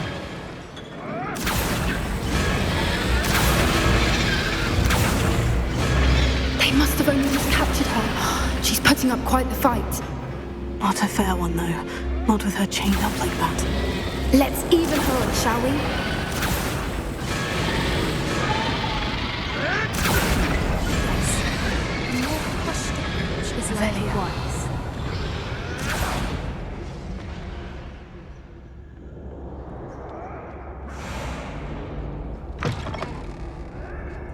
Look, they've got a dragon egg. Hebridean from the looks of it. We can't leave it here, not with the plans they likely have for it.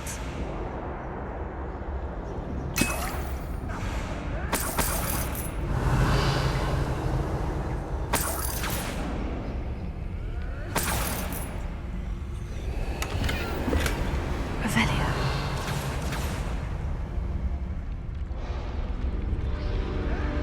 Hello, Mora.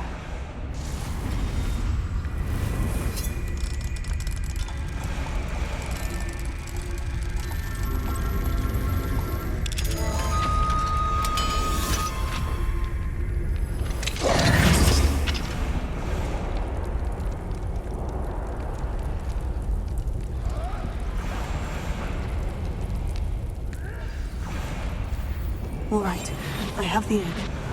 Ready. The element of surprise will only buy us a few seconds. Let's make them count.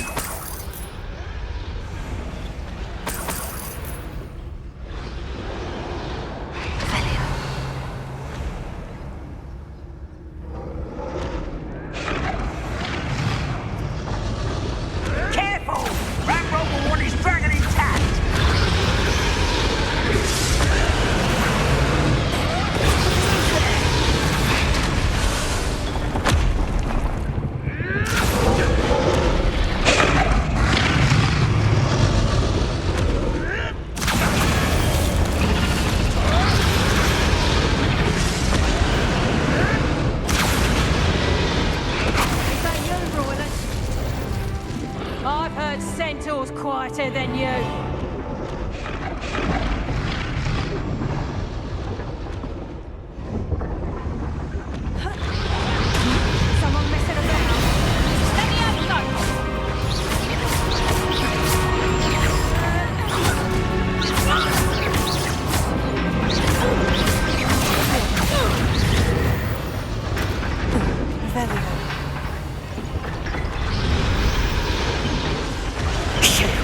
You're the one we're looking for, ain't you, poor friend?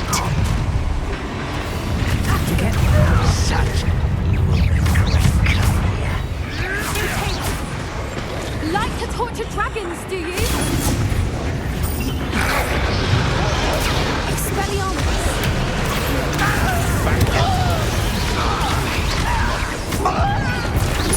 Shall we finish what we started? The land returns to the wolf.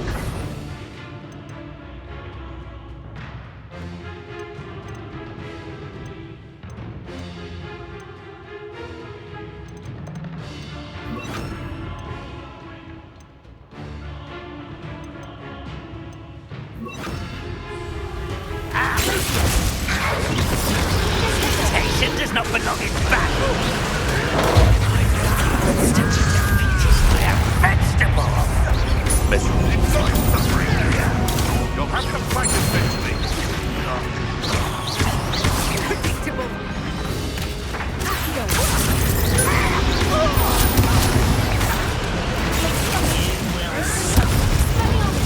What have you done?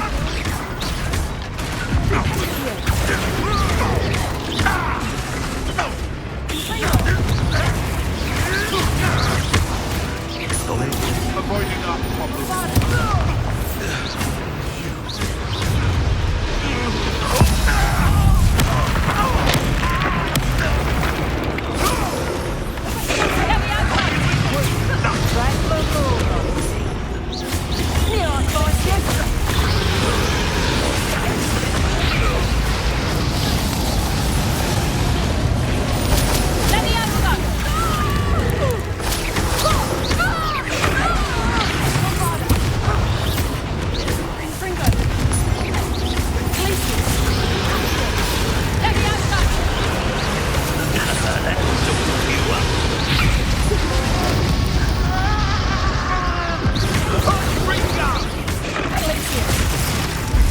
Let's see you survive that heat. We don't have time. We need to free her now before more show up.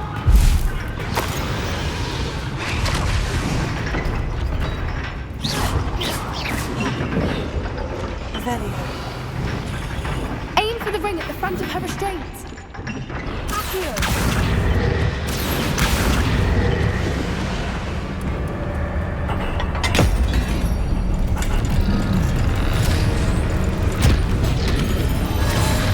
This may have been a bad idea.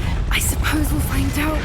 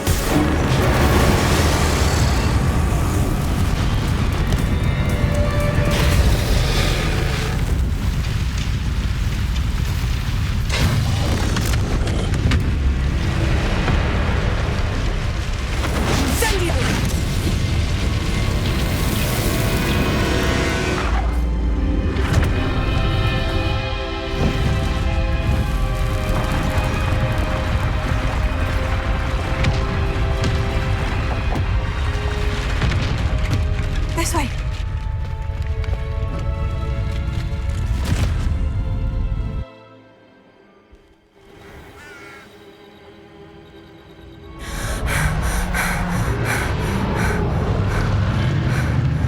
That was a Hebridean black.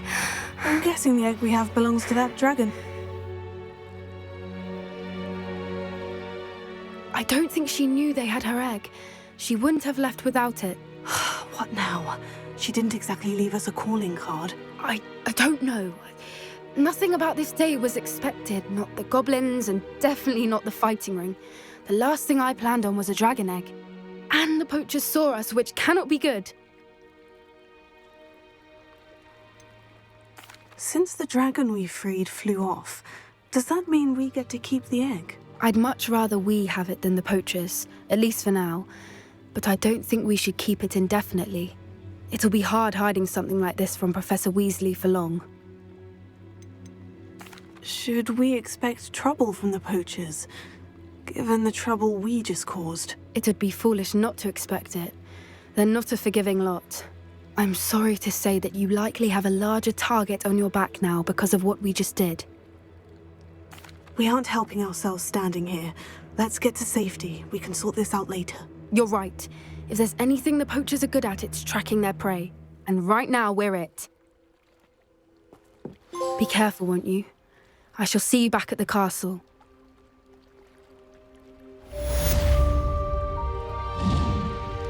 Revelio.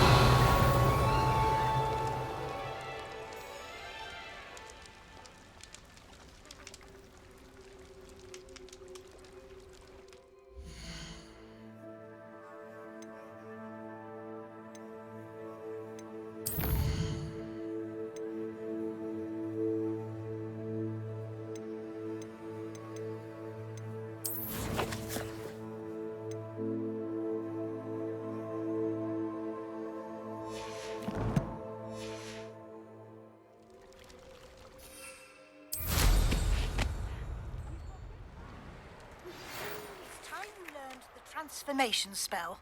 After you've completed the required tasks, which I'm certain will prove useful in finishing your field guide, attend my class to learn the new spell. Afterwards, we will discuss your progress thus far in the term.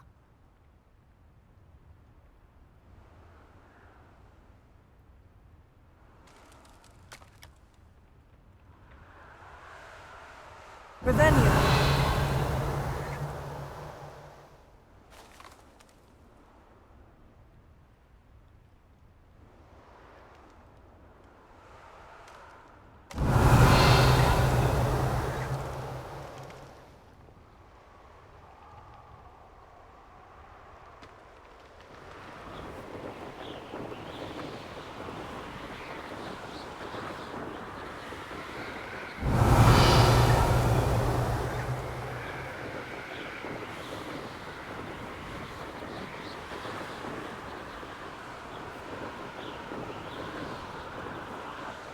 What a talk of romance.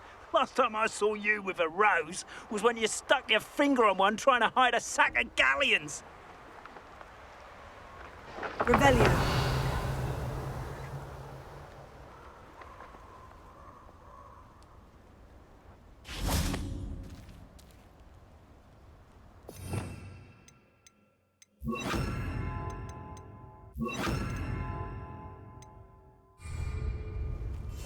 Speak to a mate to be Revelio. Longer lie than falsehoods, no one mightier and Rockwood.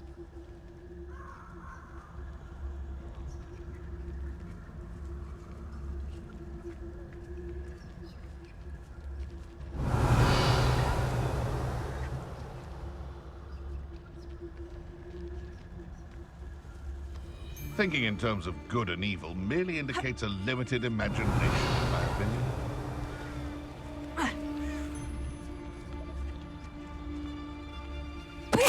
Are you there? Revelio.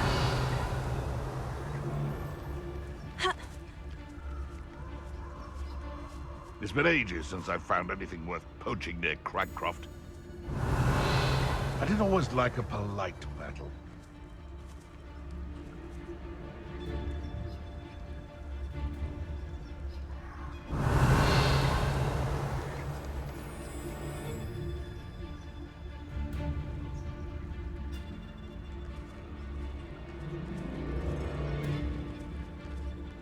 Ah, but if the air is cool, it always tastes like it. One of the little bastards scratched me. I'll let him live just long enough to regret it.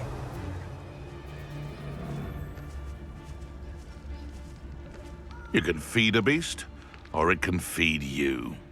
I prefer the latter. Just because I'm a poacher doesn't mean I dislike beasts. In future, perhaps best... Hogwarts is very lucky they've got protection charms.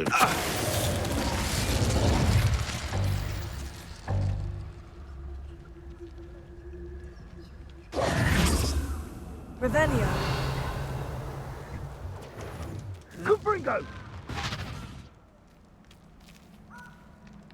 Incendio!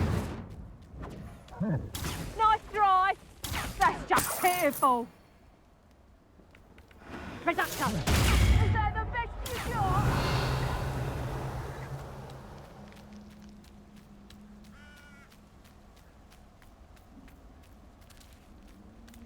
Confringo. Confringo. Revelio.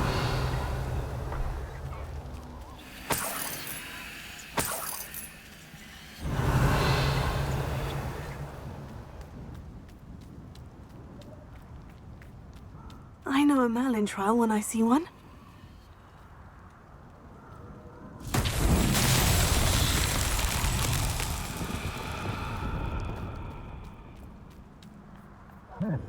Lumos.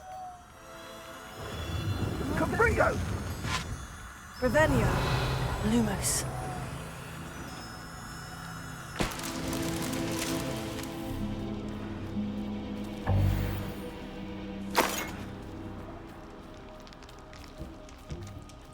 Revelio.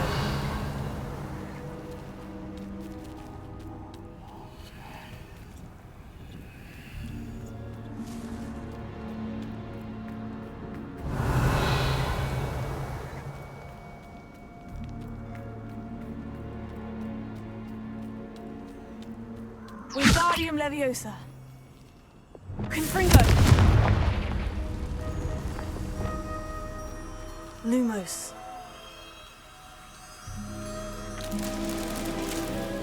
Revelio.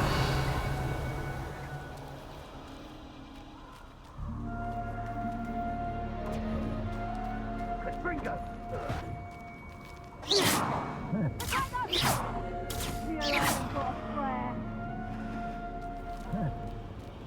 Revelio. My mother would like to speak with me. I believe she has learned about some of what we've been up to. I'm hoping she may be easier on me if you are there. Can we meet at the Three Broomsticks? It may finally be safe since we rescued the dragon from Horntail Hall.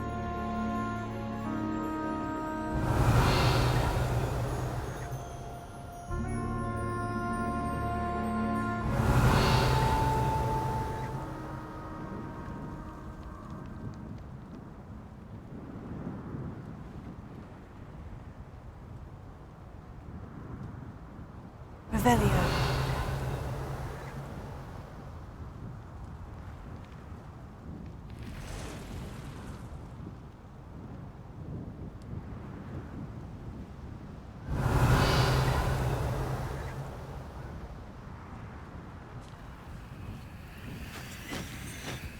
It's cool. I've used unforgivable curses.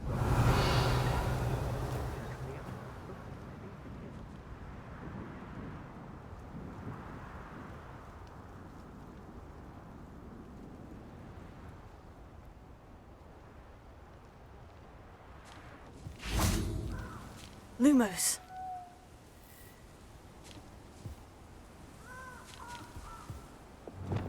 Confringo.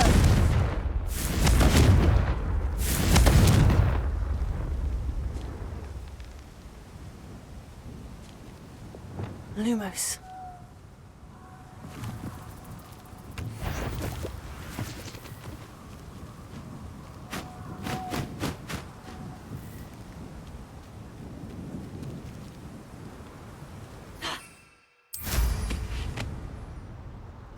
Revelio.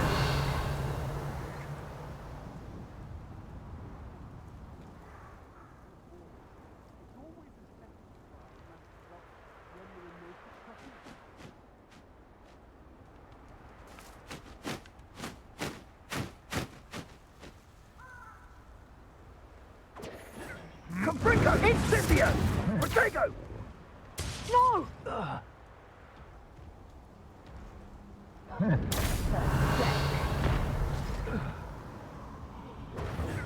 Cupringo!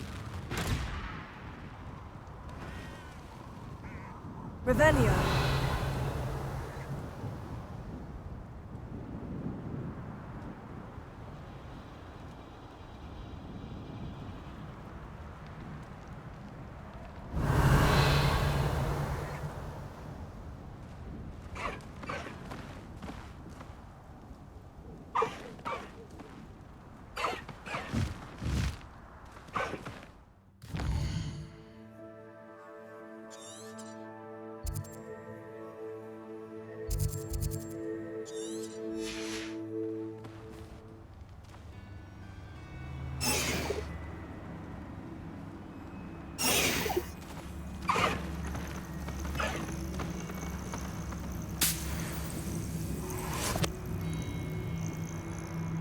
Revelio.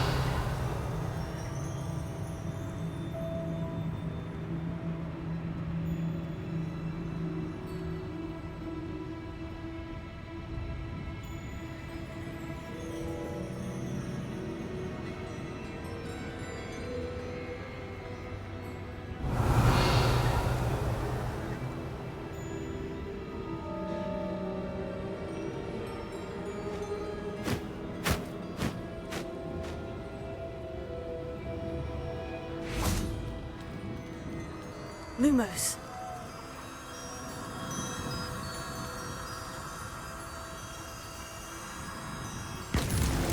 Merlin himself would be proud.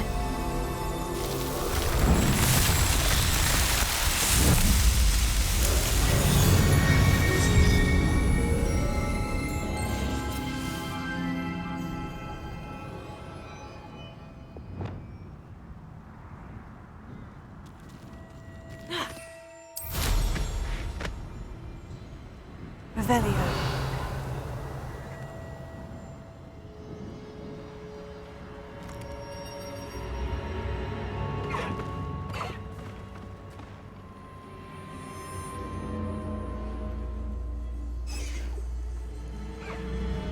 Knowing our meat, he's likely studied here.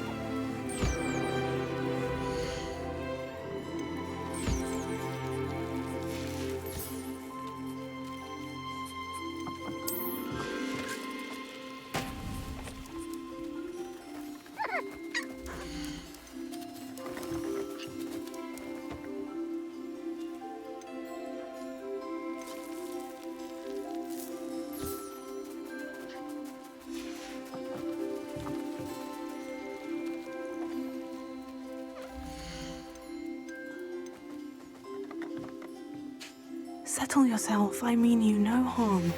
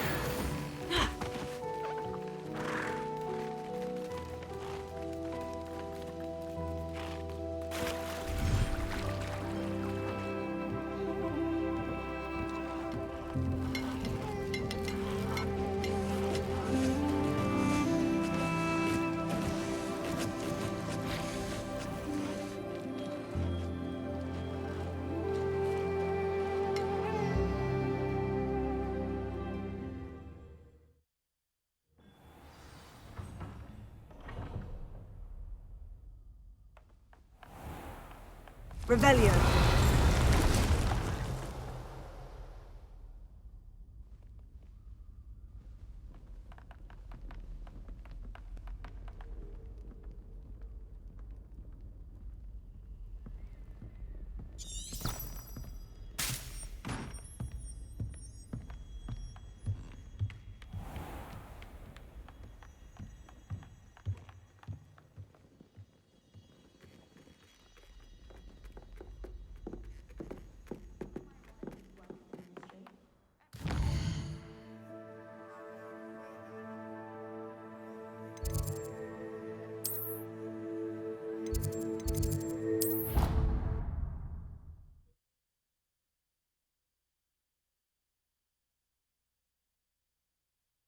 Off on another adventure, are we?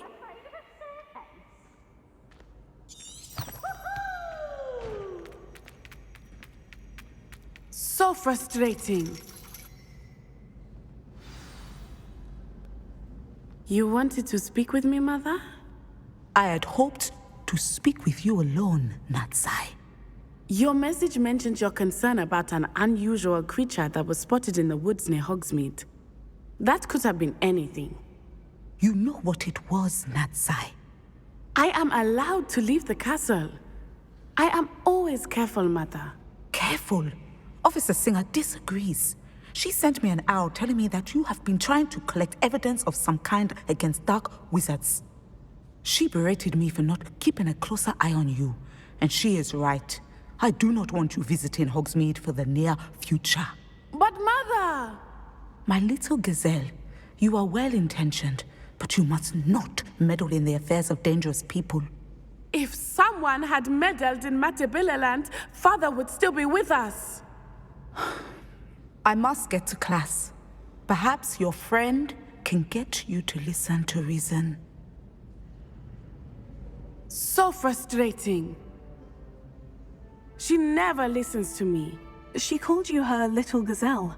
Is that a term of endearment where you're from? It is specific to me.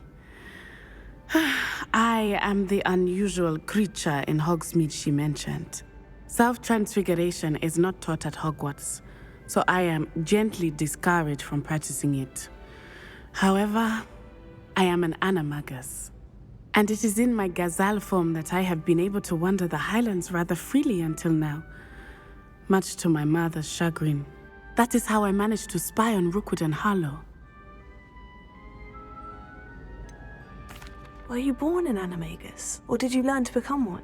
Animagi are not born. The process is quite elaborate. It involves holding a mandrake leaf in one's mouth for an entire month, then placing the leaf in a crystal phial so that it is imbued with moonlight, then adding one of your own hairs. And that is just the beginning. Self-transfiguration is common among students at Wagadu, but Professor Weasley considers it much too dangerous to teach at Hogwarts. Can you choose what form your animagus will take? Oh no, a person's animagus form is determined by their personality. My mother is convinced that my form is a gazelle because I adapt well to any situation. I believe it is because I can sense danger and keep my wits about me. How does it feel to transform into an animal? Well, the first time it can be a bit unnerving. I felt a kind of searing pain and a strong double heartbeat. But it gets easier the more you do it. I no longer feel any pain, and I must say, I find a sense of comfort in the double heartbeat. And I love being able to view the world from a different perspective. Now the nickname makes sense. What an extraordinary ability to have. It is. I love transforming, but Mother is less enthusiastic about it. She says that no creature, especially one as rare as a gazelle, should be bounding about where poaching has become so prevalent. She claims that she has foreseen tragedy befall me in my gazelle form. But she has used her sight to control me too many times. I no longer believe it. She's concerned for your safety. It may be best for you to stay away from Hogsmeade for now. That may be safe, but I do not believe that it would be best. Do you? You could have fled the moment you discovered that Rookwood, Harlow, and Ranrock were after you, but you did not. I choose to act as you have. I must deal with Rookwood and Harlow, not hide from them. My mother cannot know where I am all the time. Thank you for being here during that rather awkward conversation.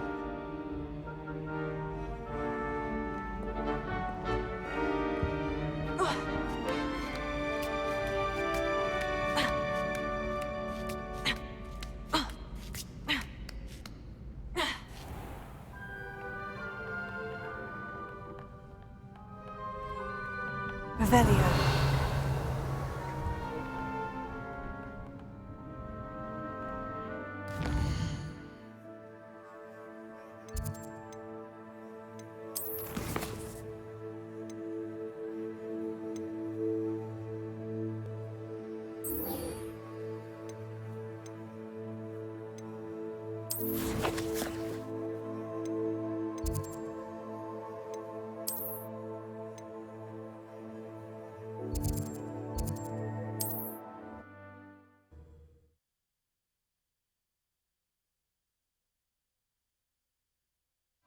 Does it get any more cozy than Hogsmeade?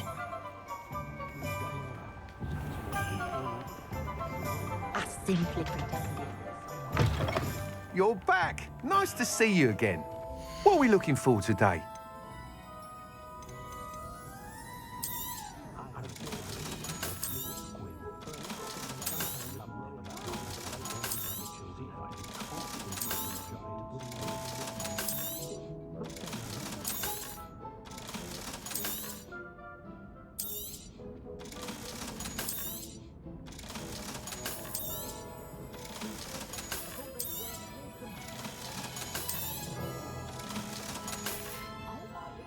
Thanks for stopping by. Hope to see you again.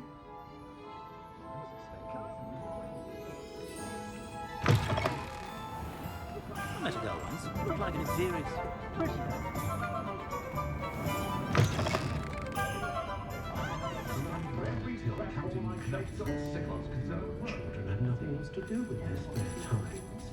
Over here. This is a change of pace from our last outing. Don't remind me. The thought of that tent still makes my blood boil. I've been thinking about those poor dragons in the fighting ring. The collars they were wearing, they appeared to be goblin silver. I think a collar is precisely what we found at that poacher camp. I've never known poachers to use anything like that before. The dragon that attacked my carriage was wearing a collar, and Professor Fig was genuinely baffled by its behavior. That attack always did strike me as a little strange, seemingly coming out of nowhere. Surely you aren't suggesting that the collars somehow control the poor creatures? Exactly. Merlin, I don't think the dragon we set free was wearing a collar, but we should check. And if we can find her, we can return her egg. That's a good idea. We need to see this through. I'll start looking into it right away. There was something else that I wanted to discuss with you. I didn't want to press it before. It seems I may have caused you more trouble with Victor Rookwood. Why is he after you? Rookwood is working with Ranrock, and Ranrock is after something I found at Gringotts. Fig had a port key that led us there after the dragon attack. It's a bit of a long story, and Fig had asked that I not speak of it yet. Goodness. Well, that certainly helps to shed light on what we saw at the tent. Don't worry, I'll guard your secret as if it were my own. I shan't press for more details. In fact, I should probably be going. I'd like to track that dragon down as soon as I can. I'll let you know when I have news of her location.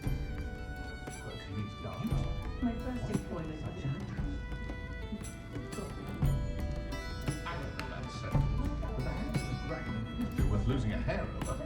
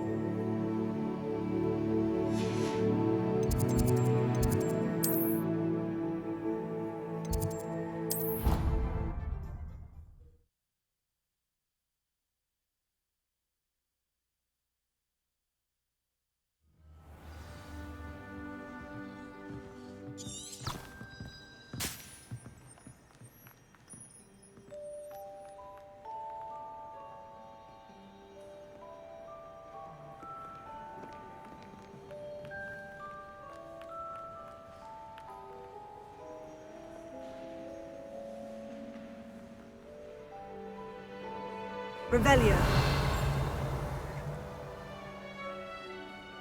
Perhaps the book Professor Weasley wants me to get is upstairs.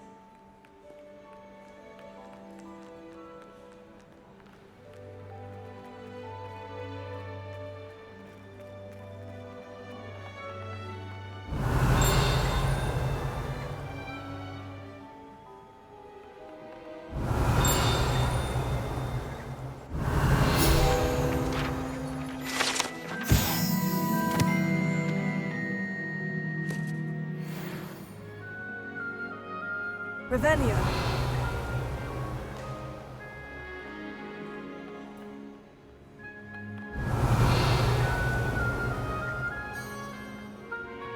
Obviously, dangerous plants.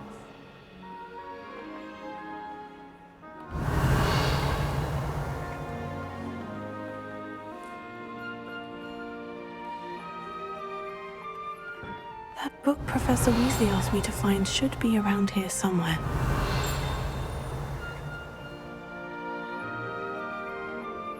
Revelio.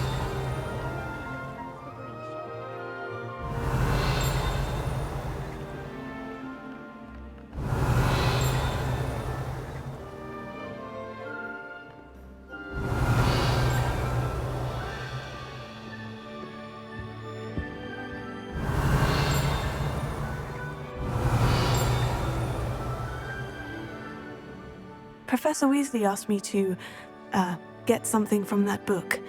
May I have it? Did she now? I'll give you this book if you humour me by answering a few questions from my quiz. Quiz? Some people call bits of knowledge trivia. I would argue that no knowledge is trivial. Hence, I have created a small quiz, just for fun, focusing mainly on the lore of the wizarding world. None of the other students will try it, no matter how many times I ask. They all say they have enough with schoolwork. Ugh, they don't value knowledge the way I do. Surely you're interested. I'll even start you off with a few of my easiest questions. A quiz sounds like fun. Splendid! Just a few questions, and then I'll hand over this book. Let us begin. Before the invention of the golden snitch, which magical creature was used in a game of Quidditch?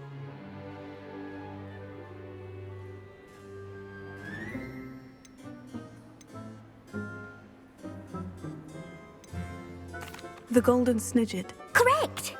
The Snidget was first introduced to Quidditch in 1269 by a wizard named Barbarous Bragg. Sadly, they're thought to be extinct. Next question. Which potion is commonly referred to as liquid luck?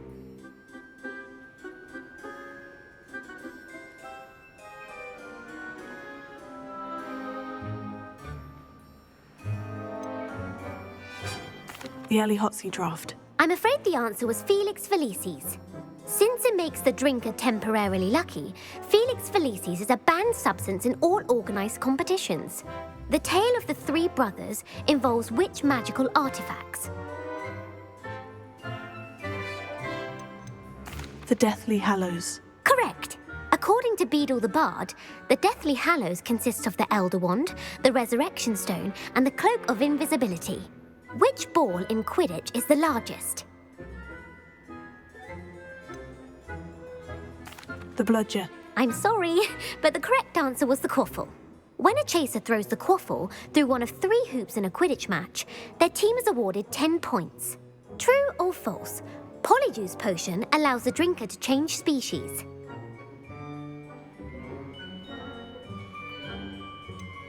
False. Correct. While Polyjuice Potion can be used to change things such as age or race, it cannot be used to change species. Well, I suppose this has gone on long enough. I'll put the book back on the pedestal now. If you're inclined to test your knowledge again, I have plenty more questions I could ask you. And I won't be giving you any more easy questions either. The next ones will be more difficult.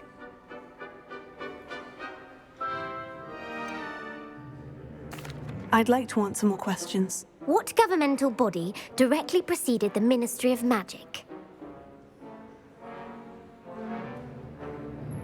The Wizards' Council. That's correct.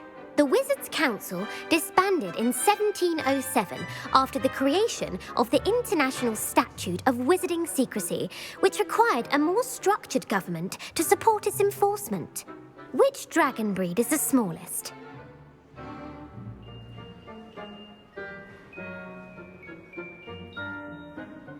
The Antipodean Opale. No, I'm sorry, but the answer was the Peruvian Vipertooth.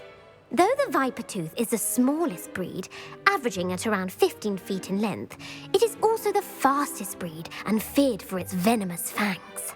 Who founded the village of Hogsmeade?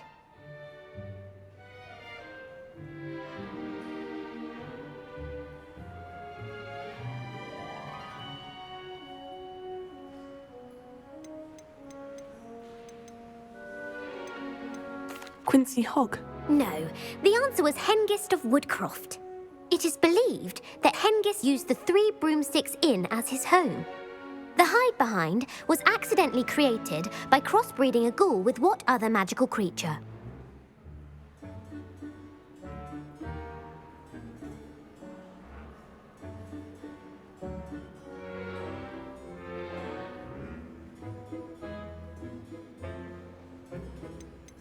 A Demiguise. Yes! While the hide-behind has the power of invisibility, those who have seen it have described it as a tall, thin monkey with silver hair. What is the only spell known to repel a Lethifold? The Patronus Charm. Well done.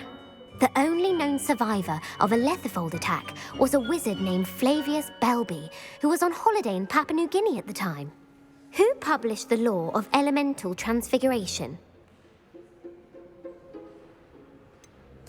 Evangeline Orpington. That's incorrect. The answer I was looking for was Gamp. One of the principal exceptions to Gamp's law is that food cannot be conjured, though it can be summoned. What does the Hogwarts motto translate to?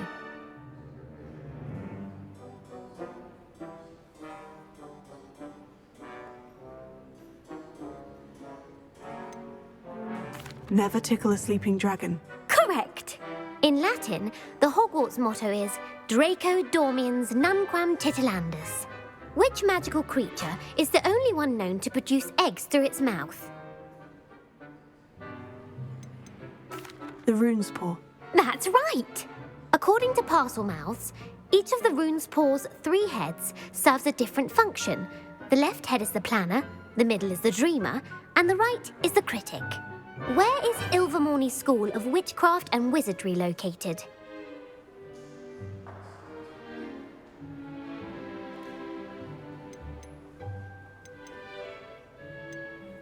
The Pyrenees. No, Ilvermorny is actually located on Mount Greylock. The American school was founded in the 17th century by Iseult Sayre and James Stewart. What is the most powerful love potion known to wizard kind? Amortentia. That's the answer. Amatenta smells differently to every person, according to what they find attractive, such as dusty book covers or... Are you interested in continuing on to the next round? They're my most difficult questions. Give me your worst. Wonderful. I do admire your thirst for knowledge. Emmerich the Evil was killed in a duel against whom?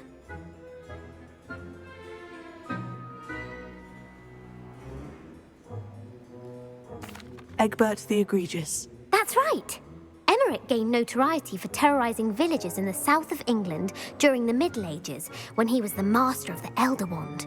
If a chaser keeps their hand on the quaffle as it goes through the goal, what foul are they committing? Haversacking. That's right. Blatching is flying to intentionally collide with a player. Stooging is when two chasers knock the other team's keeper away from the goals so that a third chaser can score. A bite from a mackled malaclaw has the unusual side effect of causing what?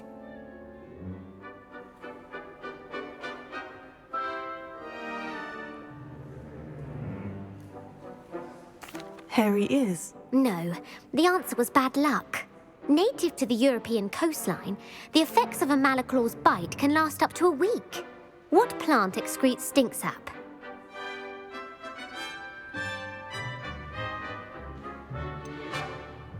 Fluxweed. I'm afraid the correct answer was Mimbulus mimbletonia.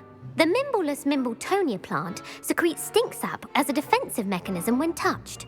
The Pepper Up potion evolved from a remedy created by which 12th century wizard? Linfred of Stinchcombe. Very good. Centuries later, Glover Hipworth would expand on Linfred's previous work to create the Pepper Up potion we know today.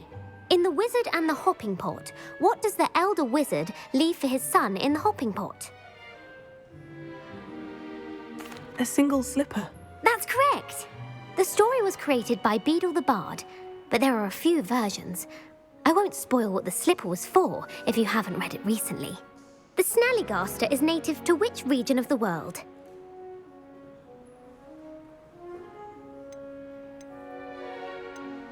The Amazon rainforest. No, the answer was North America. The part bird, part reptile is a distant relative of the Occamy and has serrated fangs and a bulletproof hide. Who is the Muggle knight featured in the Fountain of Fair Fortune? Sir Luckless. Correct! The three witches in the story are named Asher, Altheda, and Amata. Oh, I adore a story that ends with a twist. The world's largest kelpie is also known by what other name? The Loch Ness Monster. Correct. The Office of Misinformation has worked diligently to discredit any Muggle evidence of the kelpie's existence. Who was the first Minister for Magic? Ethelred the Ever-Ready. No, the first minister was Ulick Gamp. Gamp's greatest legacy was the founding of the Department of Magical Law Enforcement. It outlawed the unforgivable curses. You've answered all of my questions. It's nice to know there's another student who appreciates the value of knowledge. You should be pleased with your performance. Not many students would have done so well. Thank you for humouring me by participating. I had a splendid time. I put the book back on the pedestal for you. Revelio ought to make quick work of this.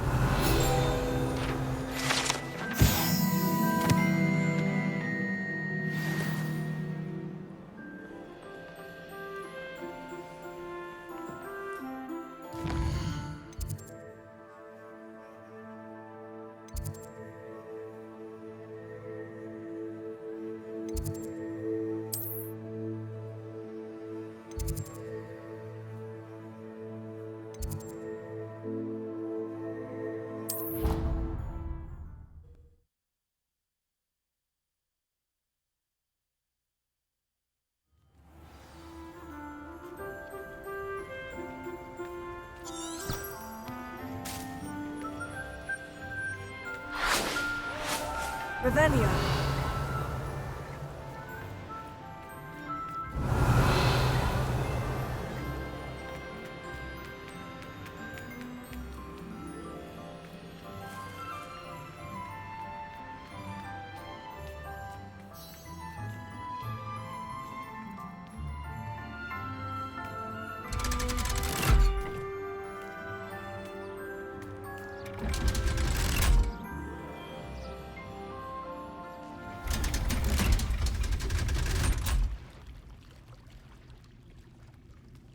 So this is the underground harbor.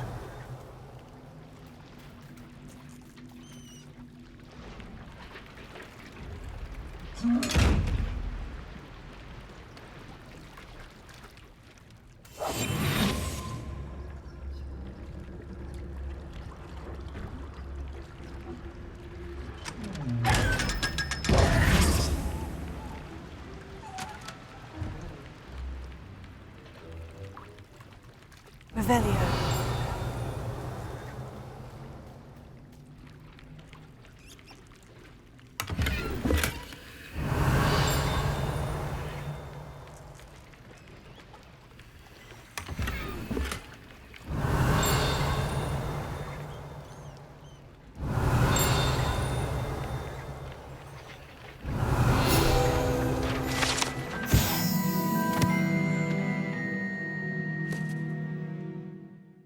Professor Weasley's tasks are complete. I should attend Transfiguration. Revelio.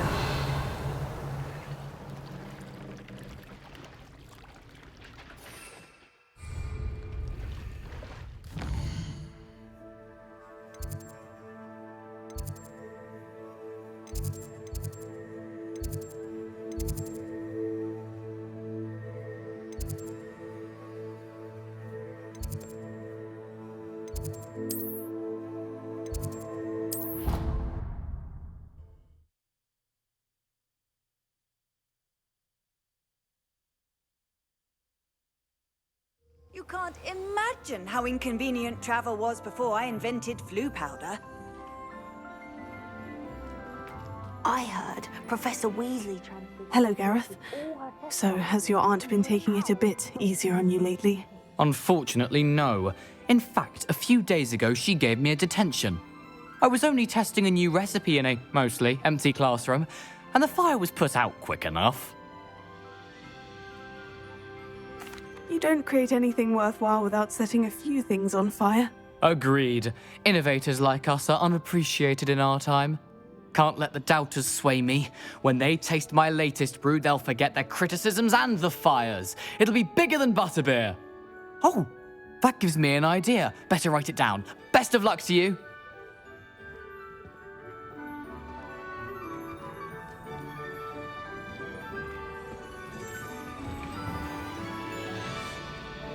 Revelio.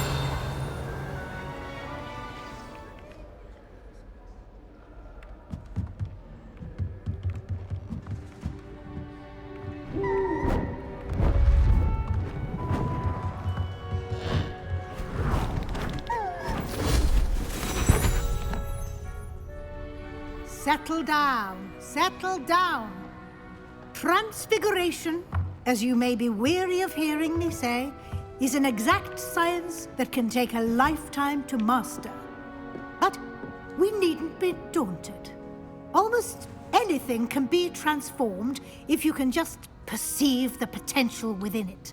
As I see in all of you, tremendous witches and wizards, every one of you. Or it could just be my eyesight. Now, you all know what to do.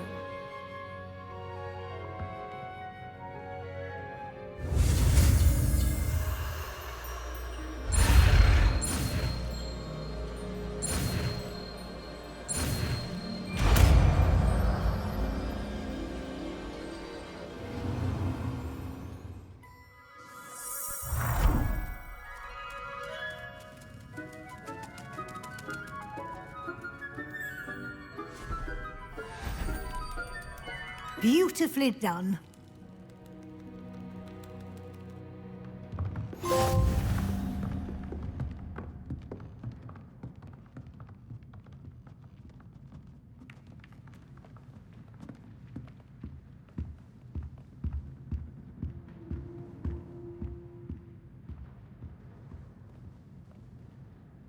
You wanted to discuss my progress so far this term, Professor. I did. You seem to have had no trouble in getting up to speed, and frankly, excelling in your schoolwork this year. Thank you, Professor. The extra assignments have been helpful. As I suspected they would be. Now, it seems you've been making excellent use of the opportunities presented by your field guide. Of course, the guide isn't the only measure of success. I've heard that you were able to grow a venomous tentacula. Growing such a magical plant is an accomplishment of which you can be quite proud. Thank you, Professor. I will say I'm especially impressed with all you've accomplished in light of the rumors of your extracurricular activities. Was your visit to the kitchens and the Hogsmeade graveyard with Nick to bribe a ghost for information connected in any way to Professor Fig?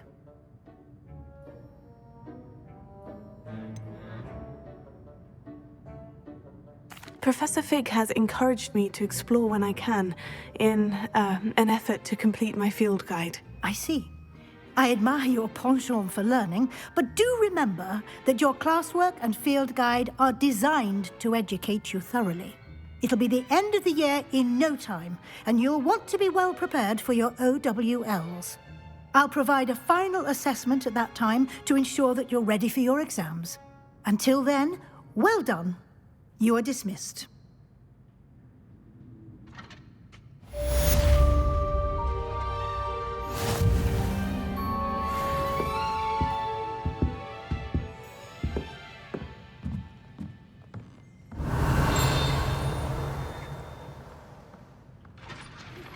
Since our visit to Feldcroft, something dawned on me about the triptych. Meet me at the Overlook, just north of the Forbidden Forest, and I'll explain. My plan with the helmet failed, but I have another idea. I think we may be able to find what we need at a goblin mine south of Hogwarts. Meet me there, and bring someone who speaks gobbledygook.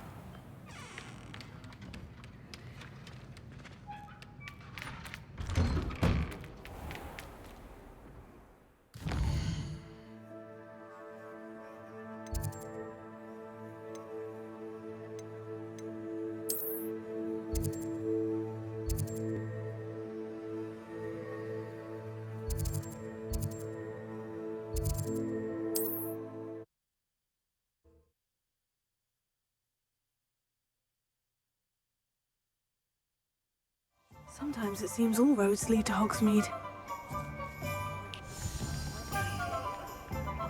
Hello, pardon me. Hello there.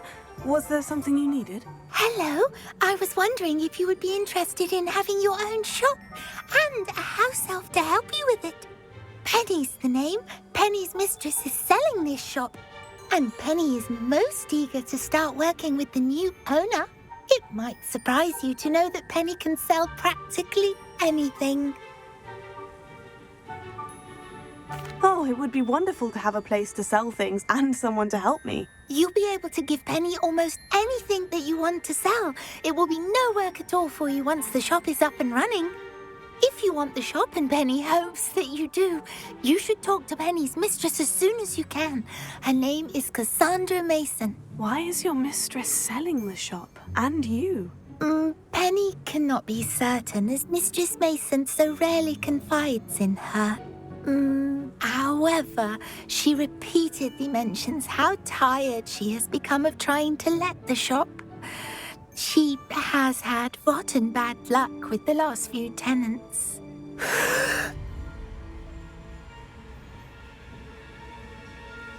Are you all right? Are you holding your breath? Penny's fine. Sometimes Penny simply needs to remind herself to stop talking.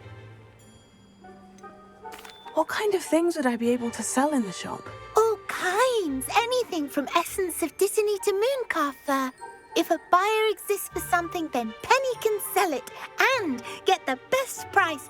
Just ask Mistress Mason. Why are the premises in such disarray? Oh, the previous tenants were not able to manage very well. They seem to have given up rather quickly.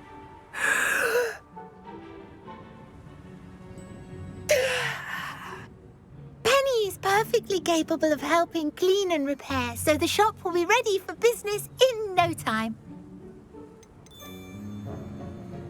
How is it you're so good at selling? Seems unusual for a house elf. Oh, before he died, Penny's previous owner, Master Mason, trusted her to do all sorts of things to help him with his shop. Penny supposes it is a bit unusual for a house elf to possess such skill, but Master Mason commanded it, and Penny was happy to oblige. Master Mason was a wonderful master. All right, I shall go and find Madam Mason. Oh, this is splendid news indeed. You won't be sorry. You can find Mistress Mason at her home on the north edge of the village. Penny does hope she gets to work with you. Revelio.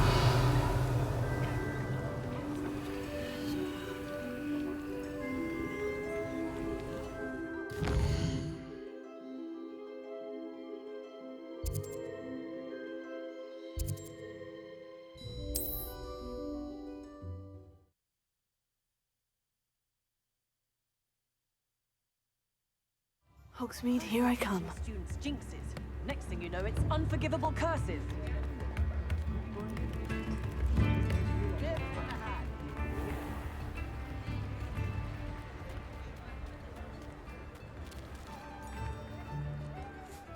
Hello, Madam Mason? I understand you have a shop to sell. Why, yes. Yes, I do. Are you interested? Yes, I am. I've always wanted to own a shop. How marvellous. I think you will find my terms quite generous. But, and do please forgive me for asking, don't you think you might be a tad young to own a shop? I have a knack for this sort of thing, if I do say so myself. If I can meet your terms, I hope that you'll sell to me. Well, I reckon you have the confidence needed for such a venture. And of course you'll have Penny to help you. That elf could sell tea to a troll. I assume she told you she comes with the place. She did indeed. I like you. Tell you what, I shall sell you the space for an exceedingly fair price. I think you might just be shrewd enough to make a go of it. An exceedingly fair price for a shop and an elf. What's the catch? Huh? You are wise to be wary in business dealings. No catch, really. I simply ask that you allow me to do you the favour of buying the shop back, at a discount, of course, should your efforts fail. The last thing we need here in Hogsmeade is for one bad apple to spoil the barrel, if you get my meaning.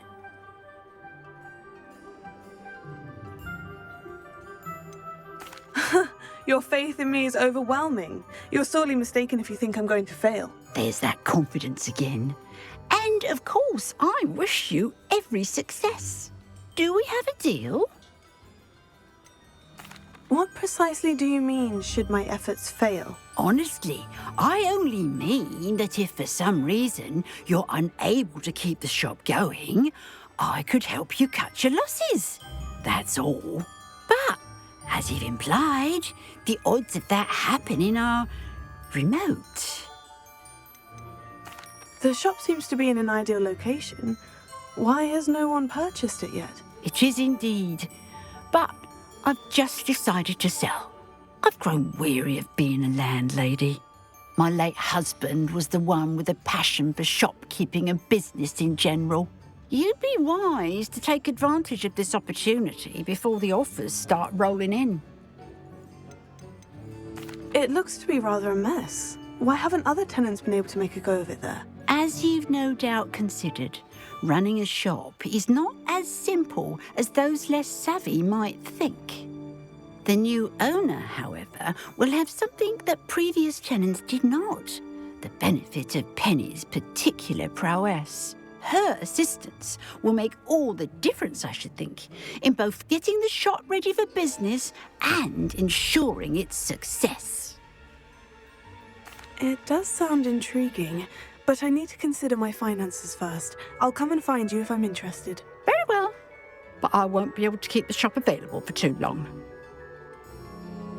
If you do want the shop, I'd advise you to return to me as soon as possible.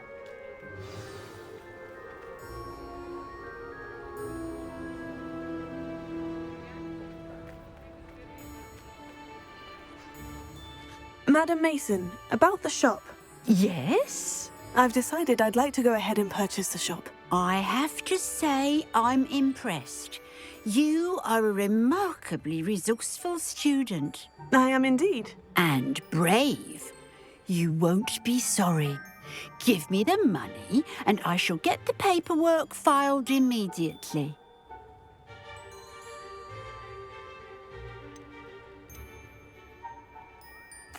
Wonderful. Shall I head directly to the shop? Please do. Oh, one more thing. Since my husband died, I've not been able to bring myself to retrieve some of his personal items. They're in a chest at the back of the shop. Penny has the key. As you get organised, I would be terribly grateful if you could help an old widow and gather his things for me before you open for business. I wish you the very best of luck in your endeavours.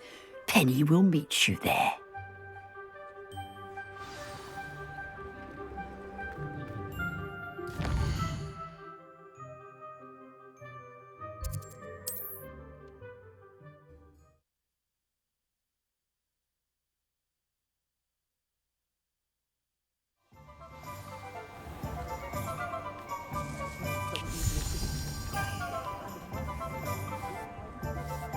Well, I've done it, Penny. The shop is mine. Oh, Penny is so pleased. Penny was hoping you would be the one to purchase it. I'm glad you're here to help me. Goodness, what a kind thing to say. Penny will do all that she can to make this a success. There is much to do. The last tenant left in a bit of a rush, so we'll need to clean up and do some repairs. Well then, let's get to it. Penny is ready. Between the two of us, we should have this place up and running in no time.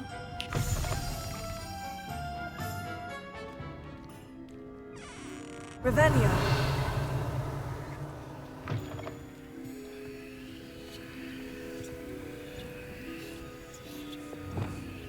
Reparo. Oh, Penny can already see the potential. Nothing like a bit of hard work. Mistress Mason wanted Penny to be sure and give you this key. It opens a chest in the back room of this shop. Oh, yes. She mentioned it to me. It contains some of her late husband's belongings. Penny wonders if you should open the chest. Are you holding your breath again? Penny must get back to work now. Revelio.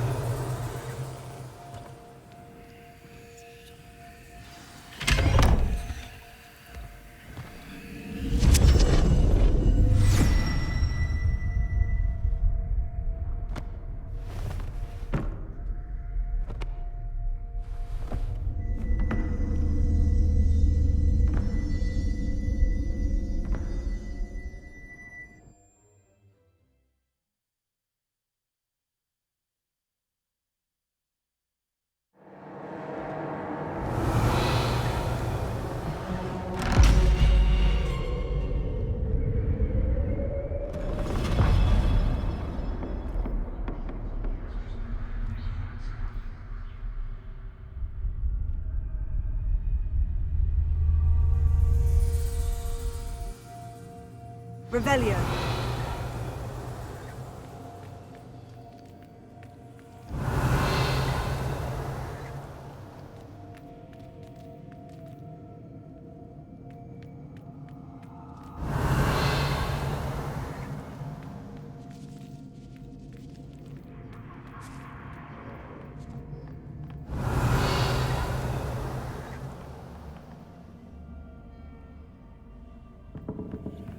That's odd. Why would someone store one hat in here? Well, that's not very hospitable. Oh, goody! Someone to play with. You seem brave, Smart. What fun this will be! For me, at least. Lumos.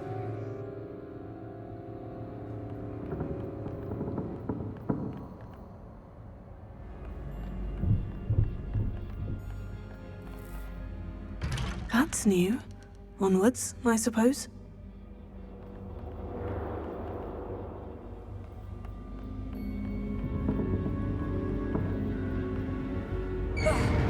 What in the...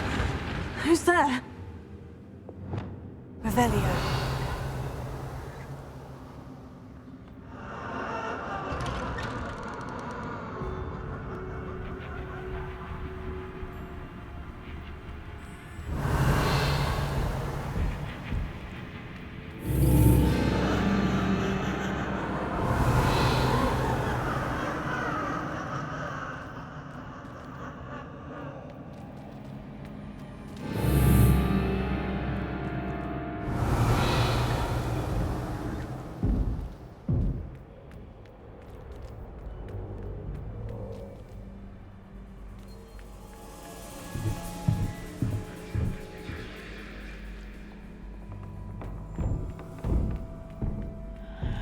Revelio.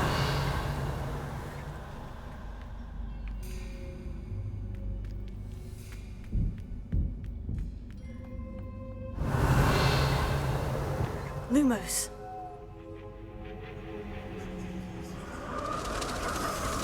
That's lovely.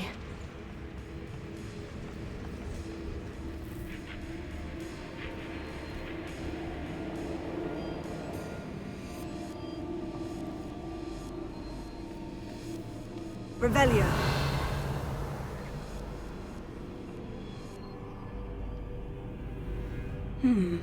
Seems as if I should hang something there.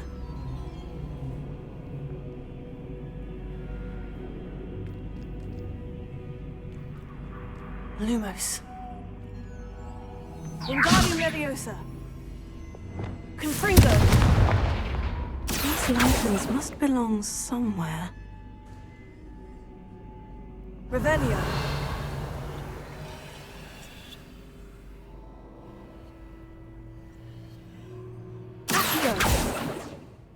Revelio.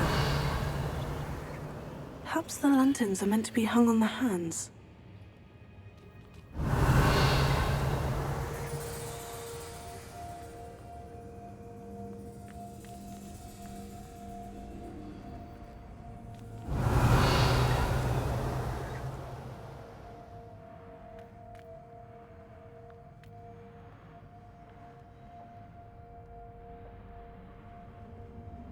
Accio!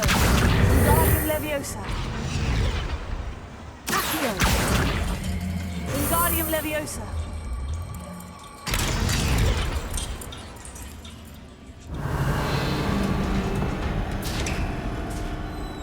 How enlightening! You might survive a bit longer than the others.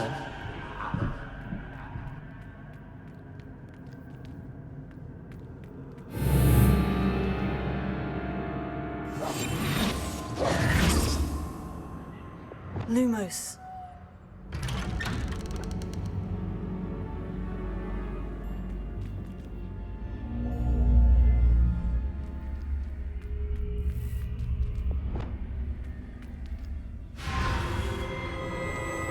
Oh, you've come so far so quickly. Well done. You might be just the playmate I've been looking for. I do hope you enjoy my playground. I encourage you to tell everyone about it. If you make it out, that is. Please try. If you get to the end, perhaps we can come to some sort of arrangement. I do want your shop to succeed, after all. What's the saying? Two sides to every story. Unfortunately for you, both sides here are to my story. And you'll have to complete both to get to the end.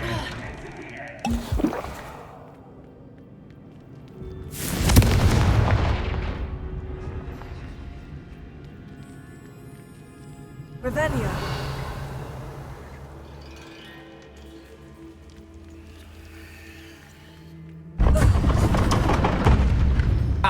You've chosen the scholarly route. You'll need more than you've learned from books to best me. Lumos.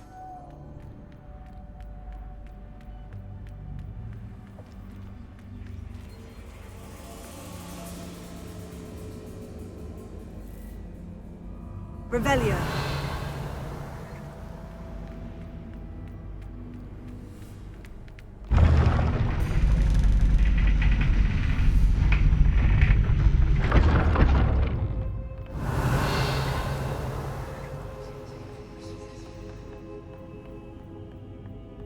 It's always good to have a different perspective on things.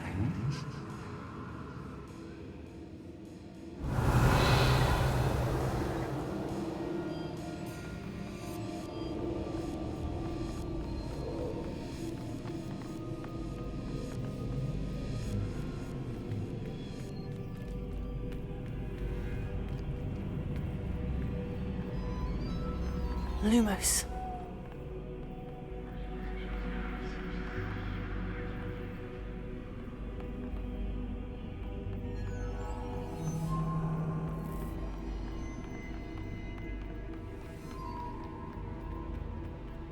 Revelio.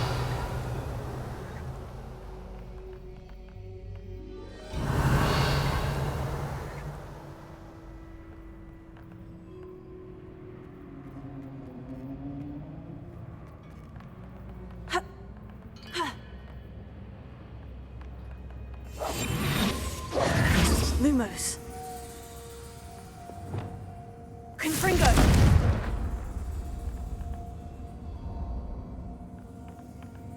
Lumos.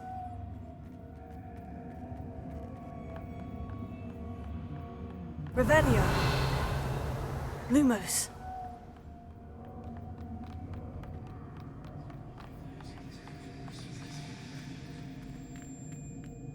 Revelio.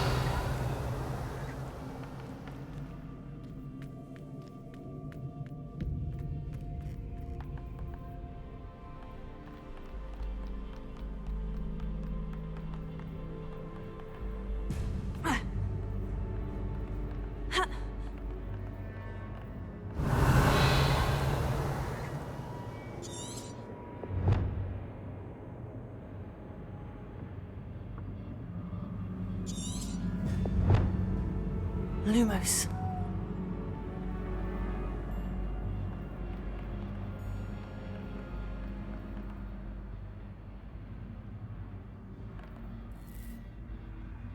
Wingardium Leviosa.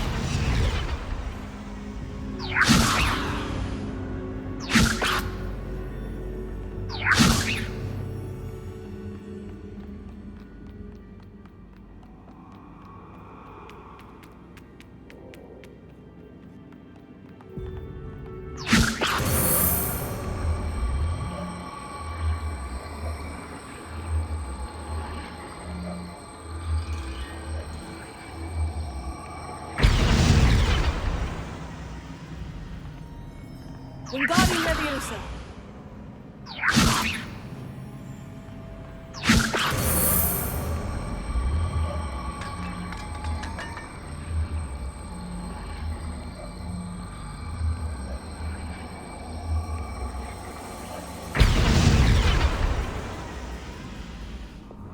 Confringo. Leviosa. Accio. Wingardium Leviosa.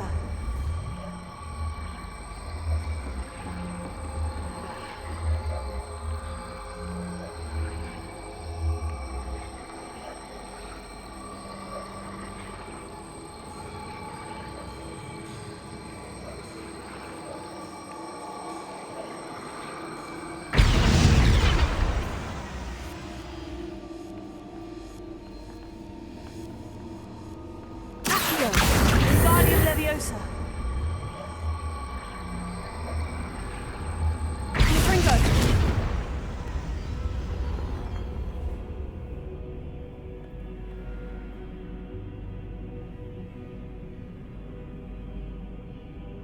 Accio. Wingardium Leviosa.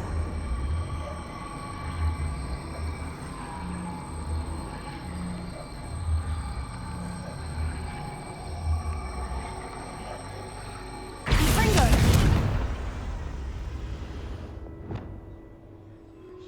Glacius.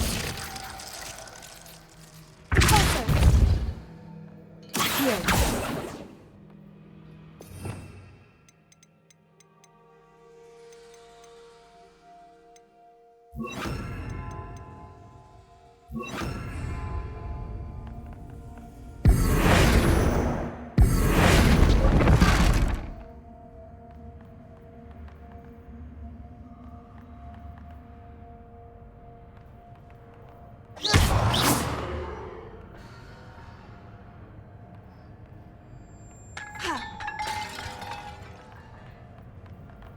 Arresto Momentum.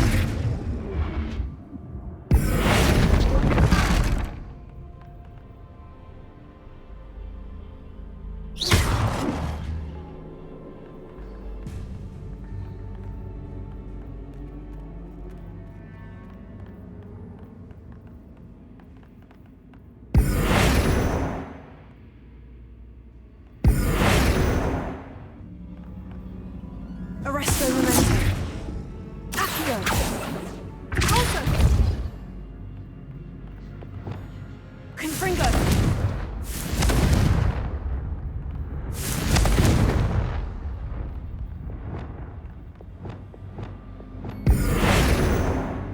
Accio. Arresto Momentum. Lumos.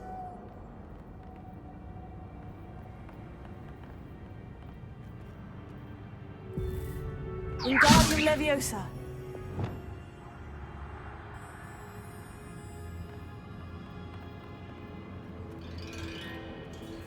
Accio. Wingardium Leviosa.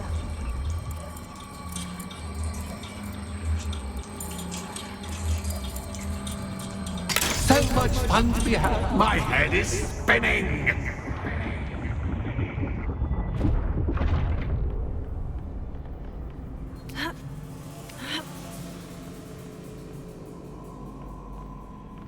Revelio.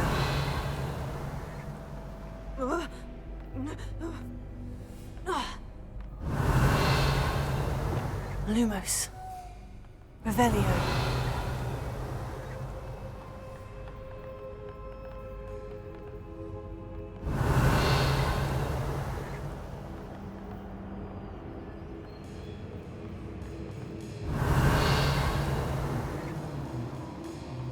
Lumos.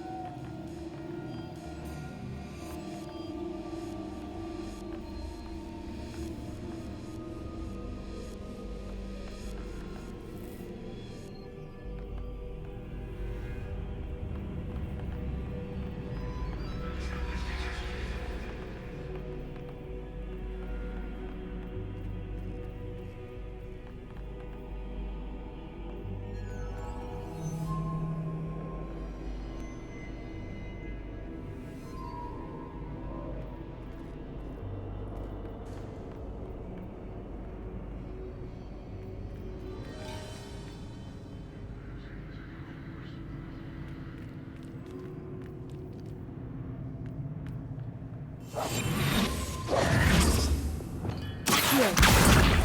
Wingardium Leviosa.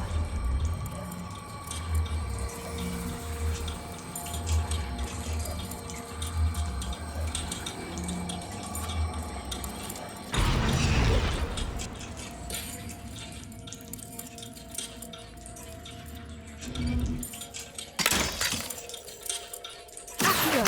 Wingardium Leviosa.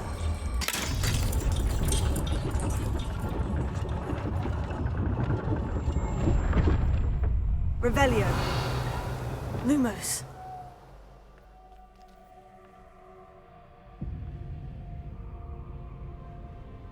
Perhaps I should pull the lantern into this room to cause the room to rotate again. Accio. Wingardium Leviosa.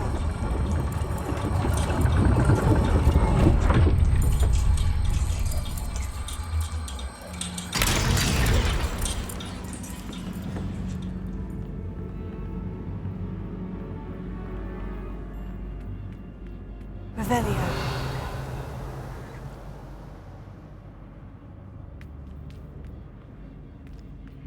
All books and no play make one quite dull indeed. Accio. Wingardium Leviosa.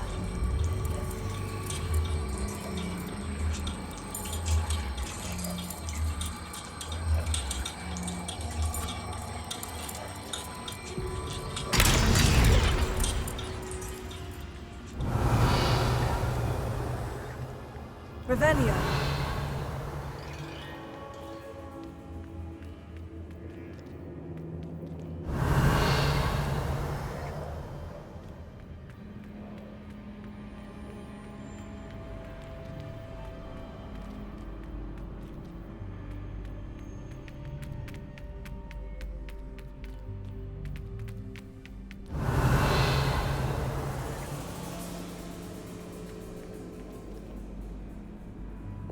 Lumos.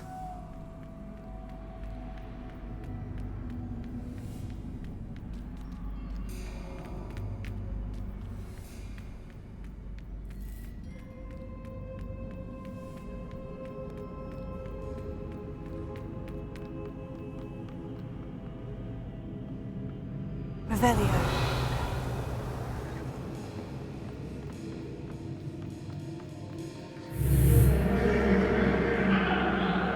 Lumos.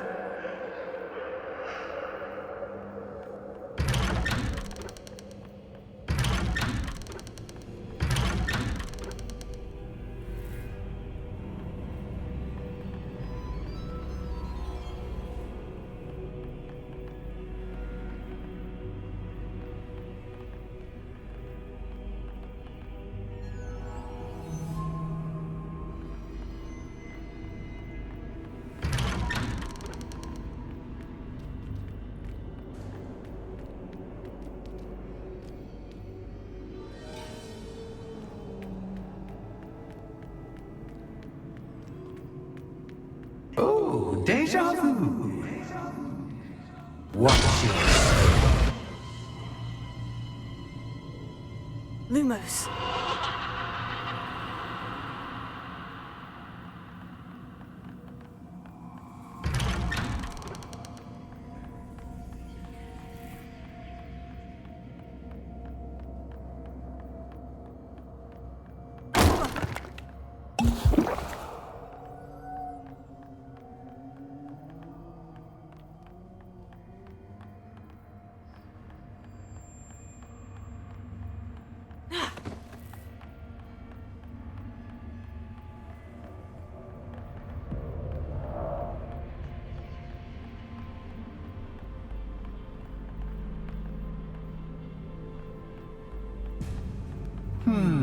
Running in circles, are we? Perhaps you should retrace your steps. Revelio.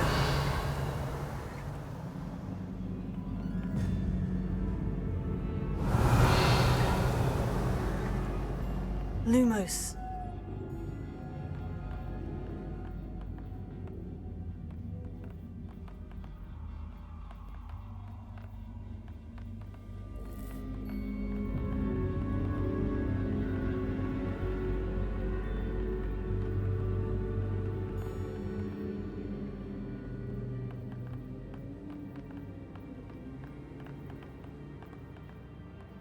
Revelio. Lumos.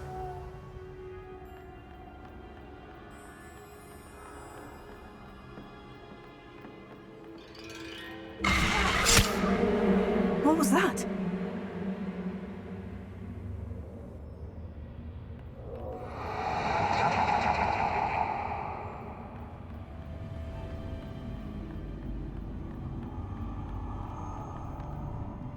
Revelio.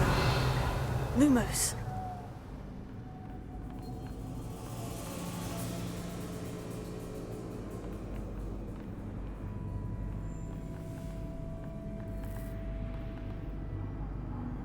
Revelio. Lumos.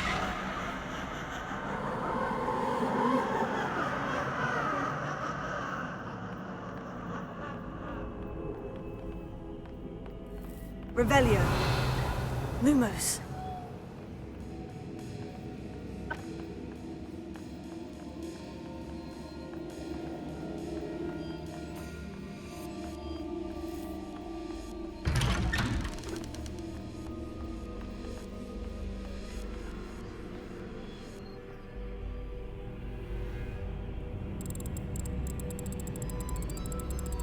Oh, how nice of him to pop in.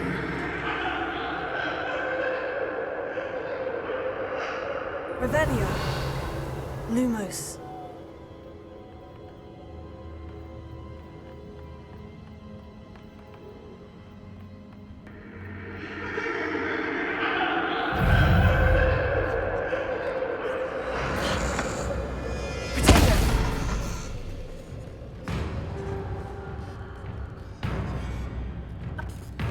Lumos.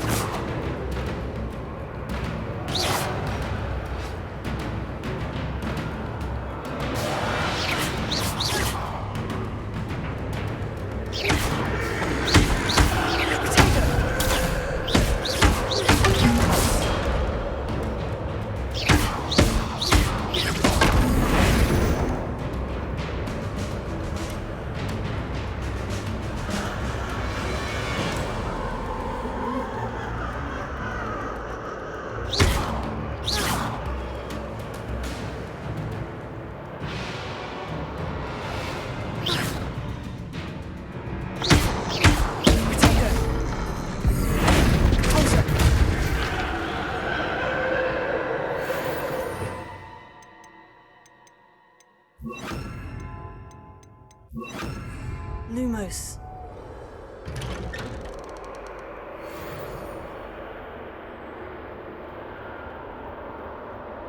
Revelio.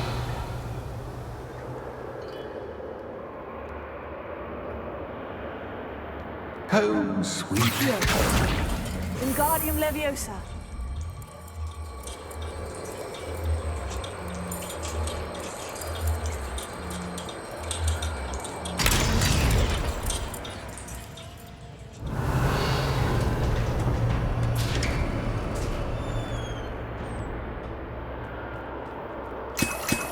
Revelio.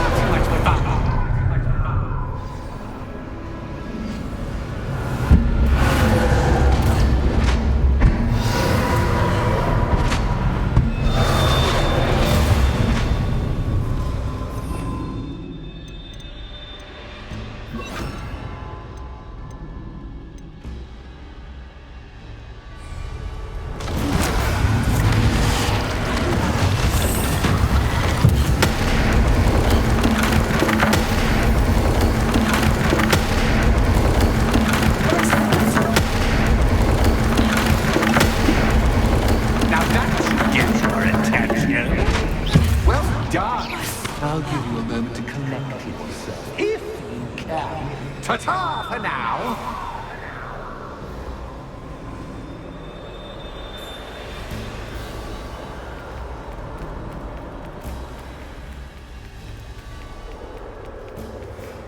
Revelio.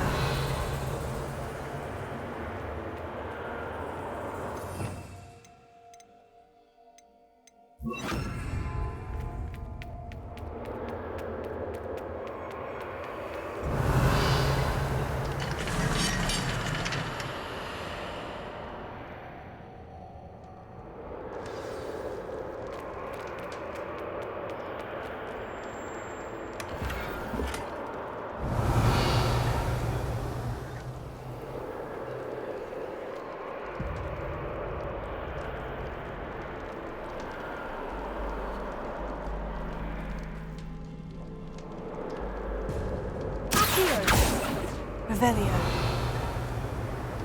Accio.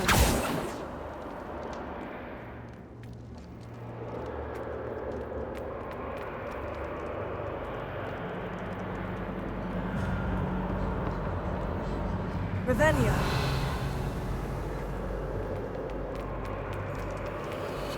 I simply adore this blooming place, don't you? You know, foliage, like most living things, won't survive for long in the darkness. Confringo!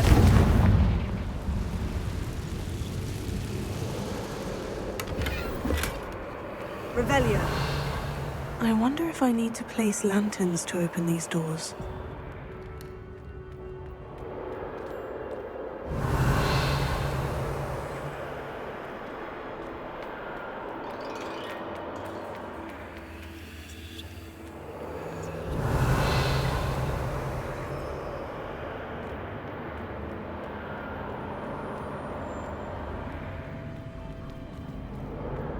Confringo!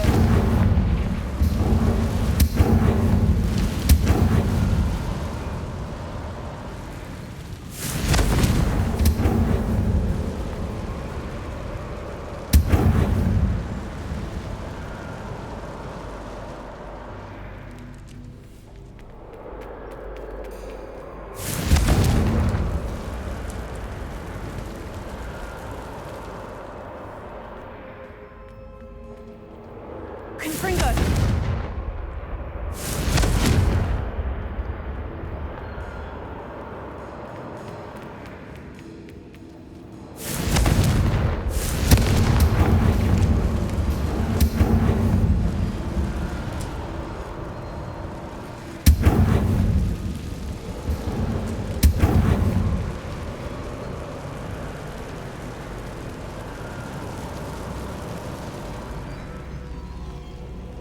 Confringo!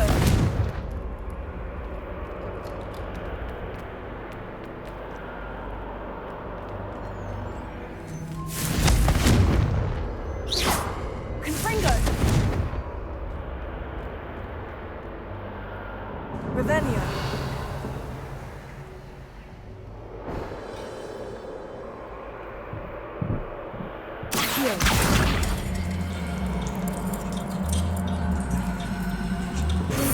Revelio.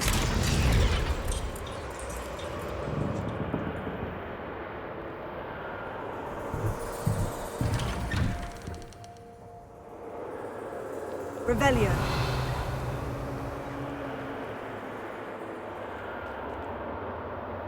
Confringo.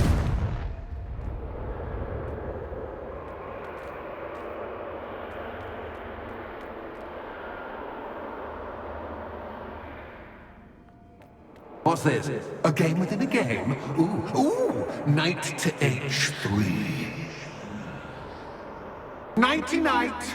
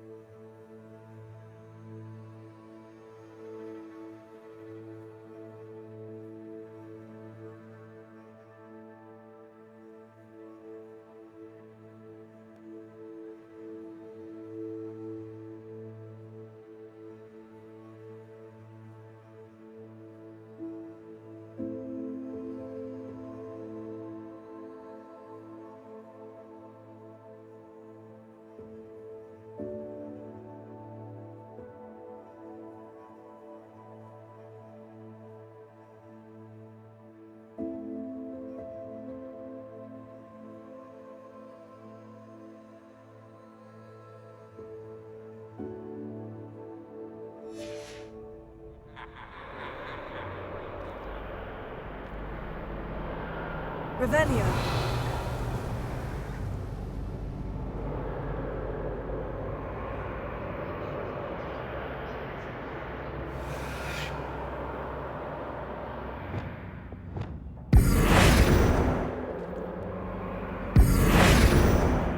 Revelio.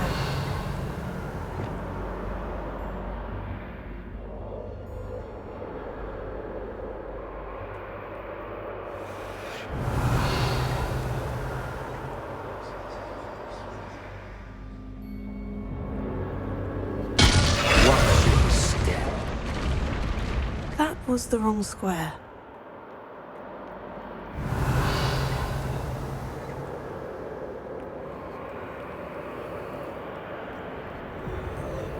Revelio.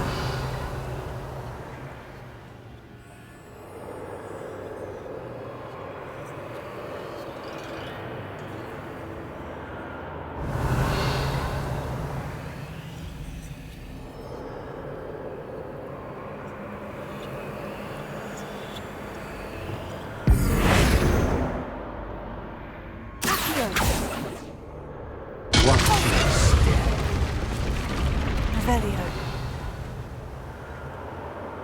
Accio. Confringo. Leviosa. Revelio.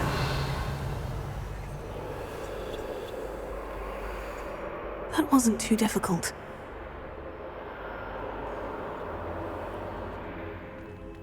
Oh, goodness! I do hope you're having as much fun as me. Confringo. I think I'll keep you around a bit longer. Revelio.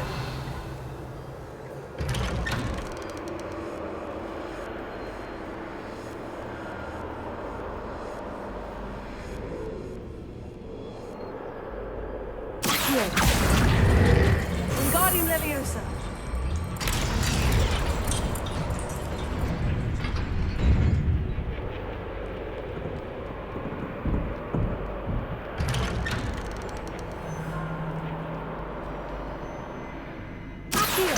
Wingardium Leviosa.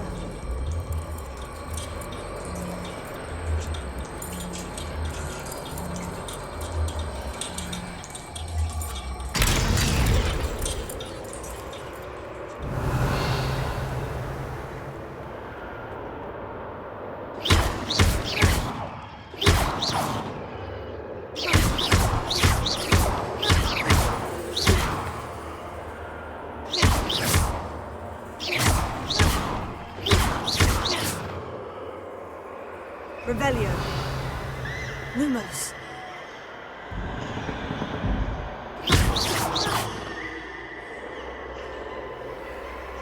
Lumos.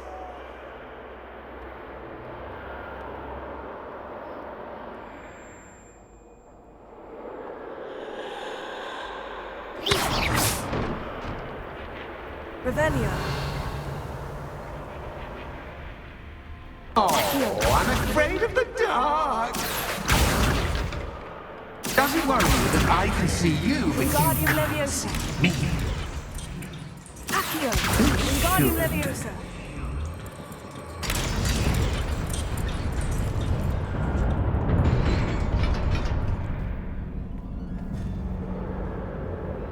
Revelio.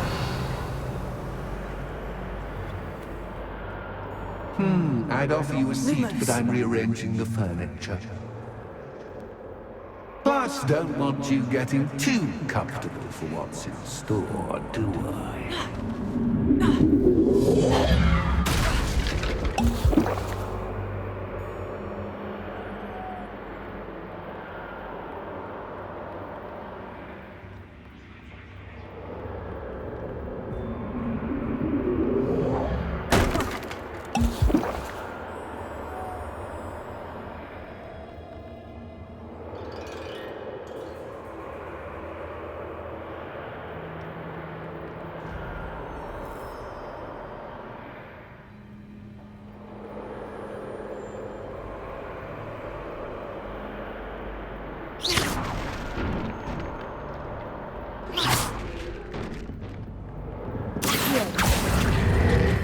Wingardium Leviosa.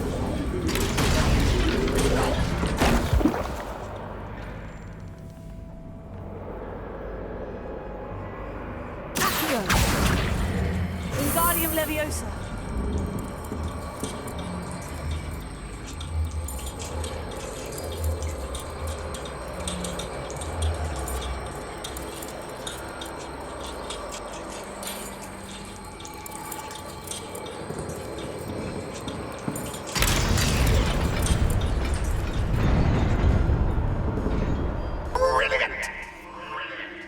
Revelio.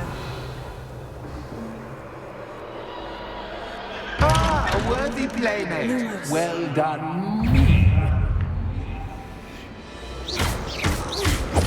Tego. Leviosa.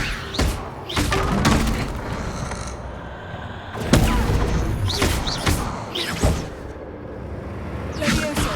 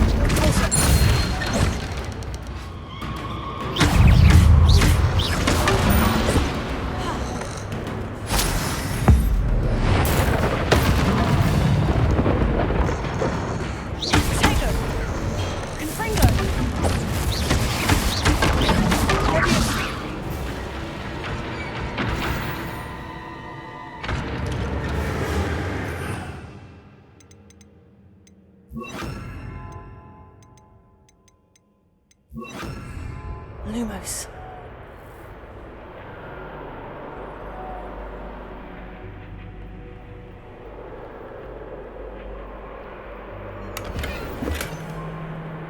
Revelio.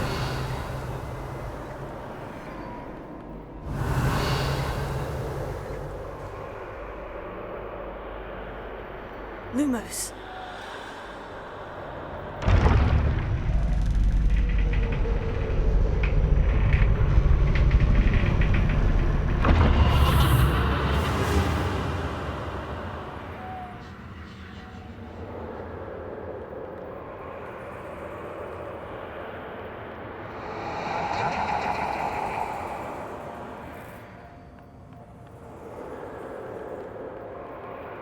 Revelio.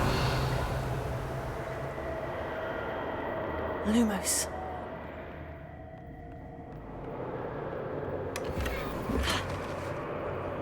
Revelio. Lumos.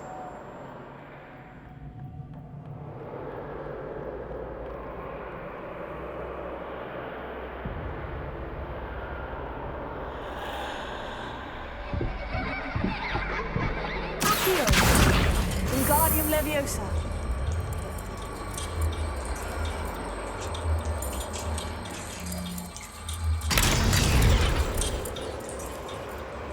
Revelio.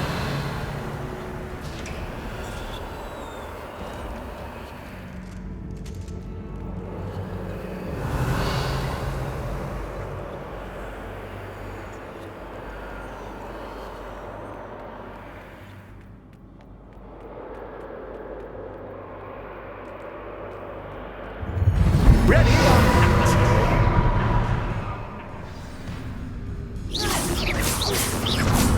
Time to raise the stakes, so to speak. Where shall I place this?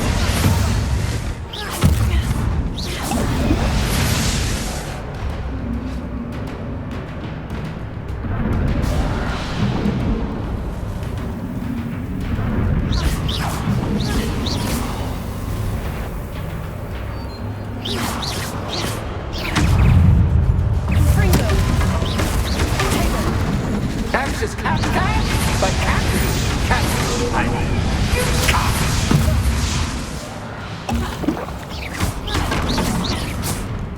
Now that should get your attention. Well, this has been fun. Much to do, much to do. See you in a bit. Revelio.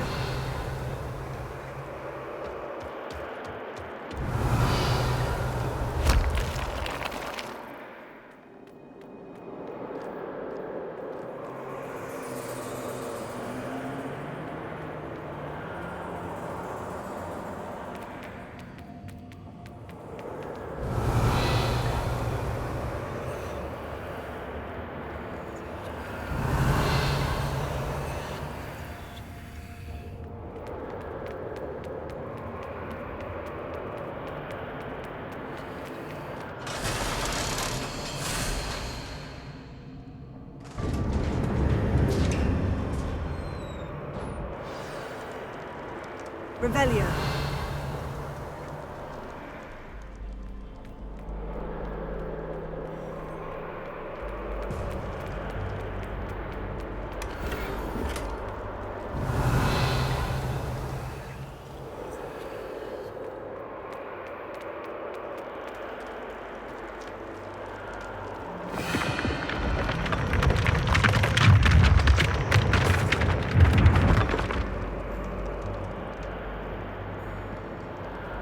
Revelio.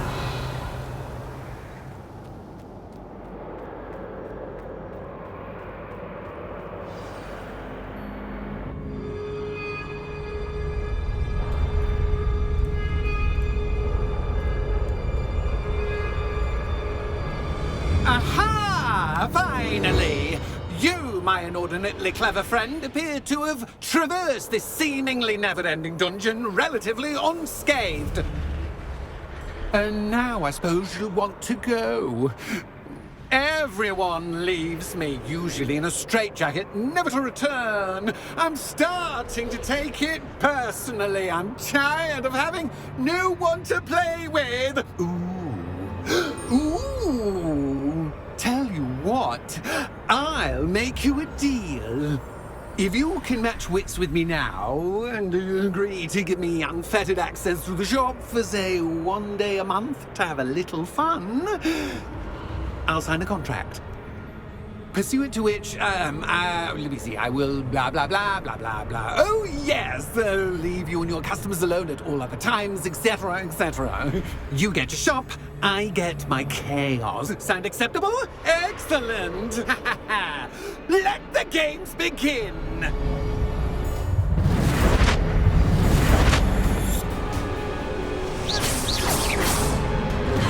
Catch is cat, but cat is cat.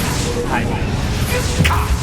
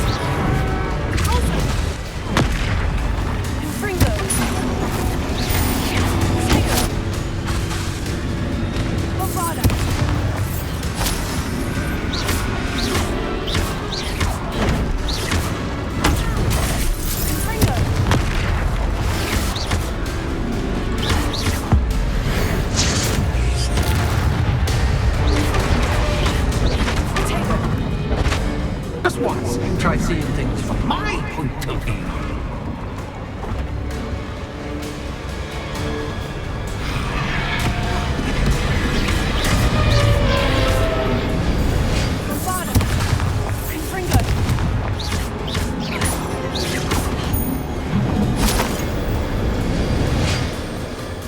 Well, well, finally, someone deserving of the playground I so meticulously crafted. Such a treat to have fun again in my little dungeon.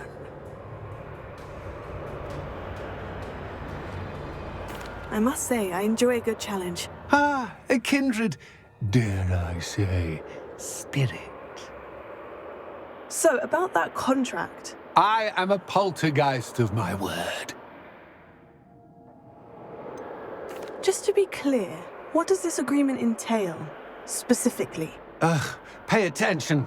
You guarantee that I can have my fun at least 1 day each month without fuss. I let you work the rest of the time, mostly, in peace. Why would you enter into such an agreement? Much as I love banging about the place, it's no comparison to seeing customers' faces when I bonk them on the heads with a chocolate frog. One doesn't really understand the value of an audience until one is without it. Very well. I shall agree to your contract, with one small addendum. Hooray! No more of this unsatisfying banging about all day in a pitiful void. Wait, did you say one small addendum? I did. In order that I have a successful shop with lots of customers, would you agree to causing chaos only after 9 o'clock in the evening? Would you agree to at least 2 days a month instead of 1? I would. Pleasure doing business with you. You've worn me out. Ah, well done. I had a feeling about you. Revelio. I have to admit, Cassandra did a wonderful job finding the perfect playmate.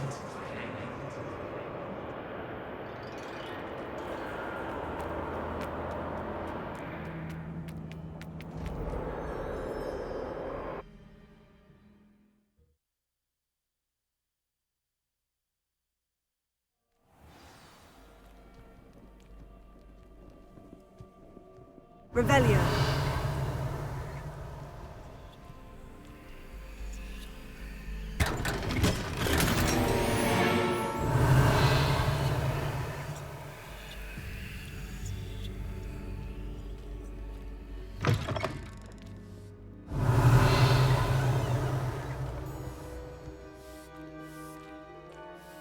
Hello, Penny.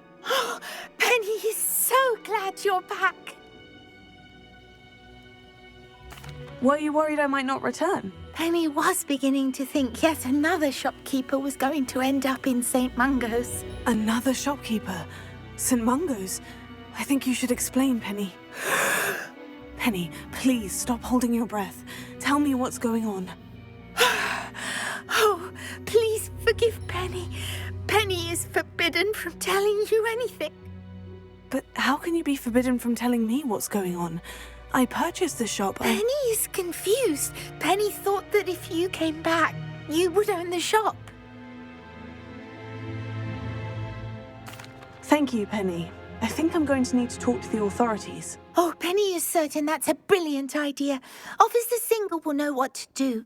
Penny will wait right here. Revelio.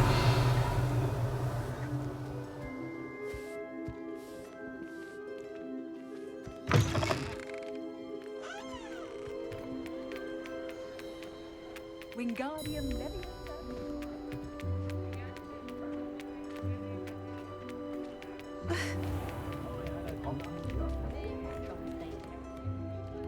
Officer Singer, I have some information you might be interested in. Ah, good to see you again. What can I do for you? Cassandra Mason sold me her shop and then tried to drive me mad in a haunted dungeon. Cassandra Mason sold you her shop? Well, yes, she said she did, but I think you missed the bit about the dungeon. No, I heard that bit too. And according to the house elf that came with the shop, she's done this sort of thing before, repeatedly. I wondered what was going on. She seems to have had a great deal of trouble keeping a tenant in that shop. In any event, these are serious accusations indeed. Perhaps a little visit with Cassandra is in order to clear this all up. Shall we?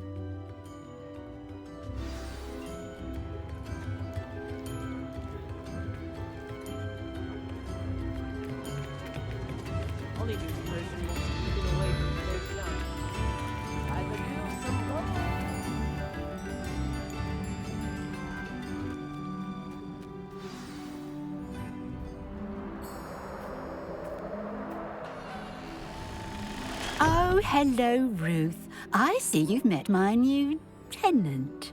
Cassandra, it's my understanding that you sold your shop and your elf to this student.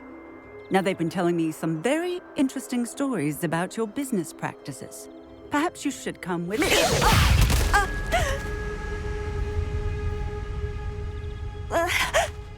Stop her!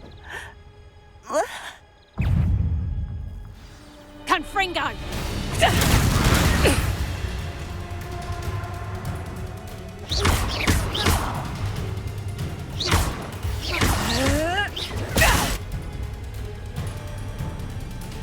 Bombarda!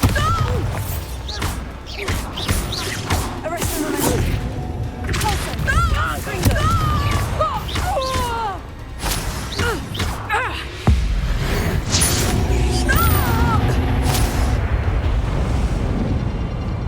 What on earth are they teaching you at that school these days?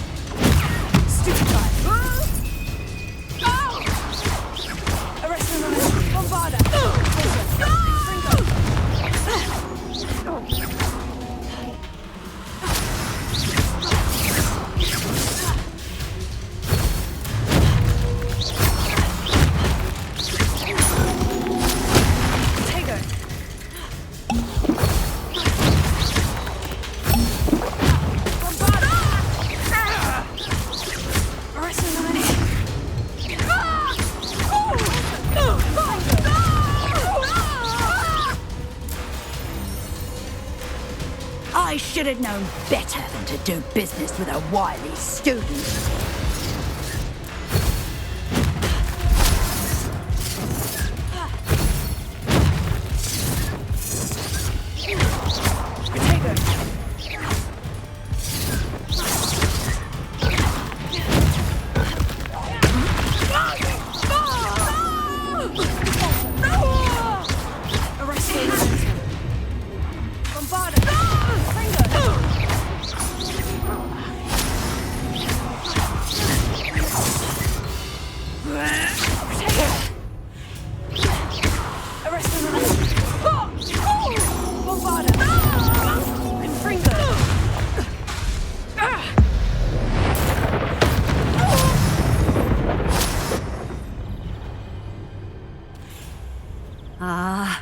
I'm disappointed in you, Cassandra.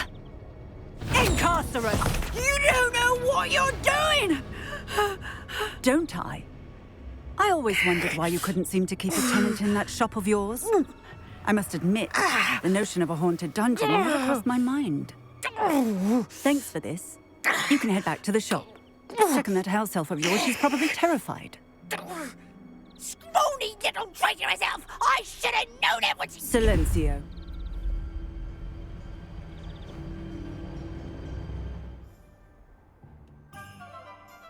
Oh, and not to worry. Cassandra will immediately file the paperwork needed to grant you ownership of both the shop and the elf. On her way to Azkaban. Thank you, Officer Singer. Best of luck to you as the newest shop owner in Hogsmeade.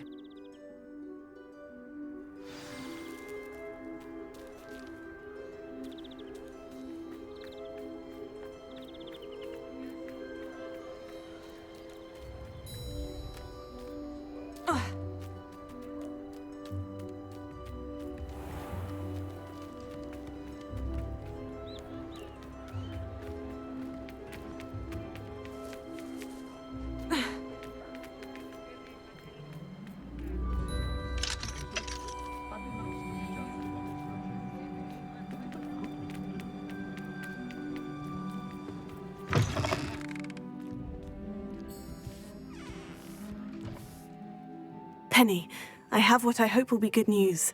Officer Singer confirmed that ownership of the shop has now transferred to me. Oh, well, that is good news. Penny is so relieved. Penny had the most difficult time keeping the truth from you. Penny promises to work as hard as she can for such a kind new owner.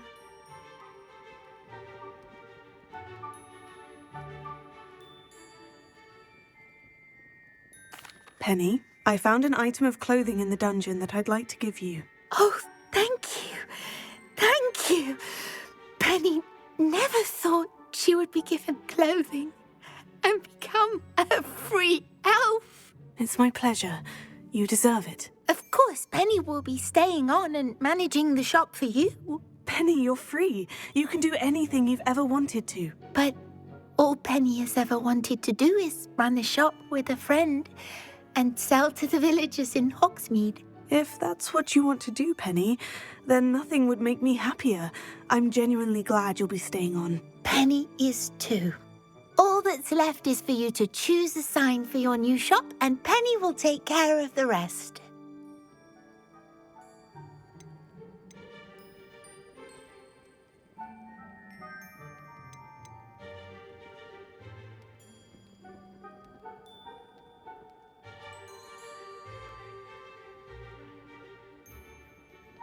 I choose Vestas and Venom.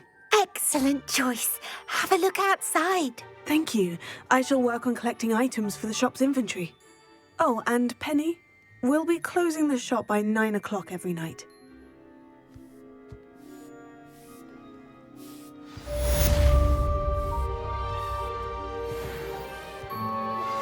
Anne is getting worse. If there is any chance that the relic from Slytherin's spellbook can help her, I must find it. I'm requesting your help. Meet me outside of Feldcroft, near the Catacomb. I have some promising news about the location of our Hebridean dragon friend and where to return her you-know-what. Meet me in the town circle in Hogsmeade.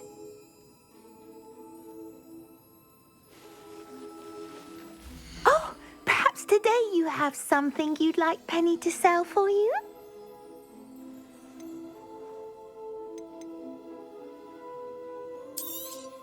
Oh, Penny will fetch a good price for what you'd like to sell.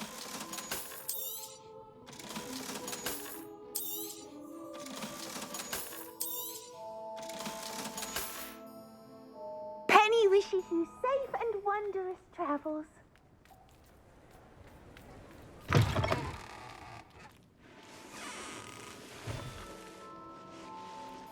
Revelio.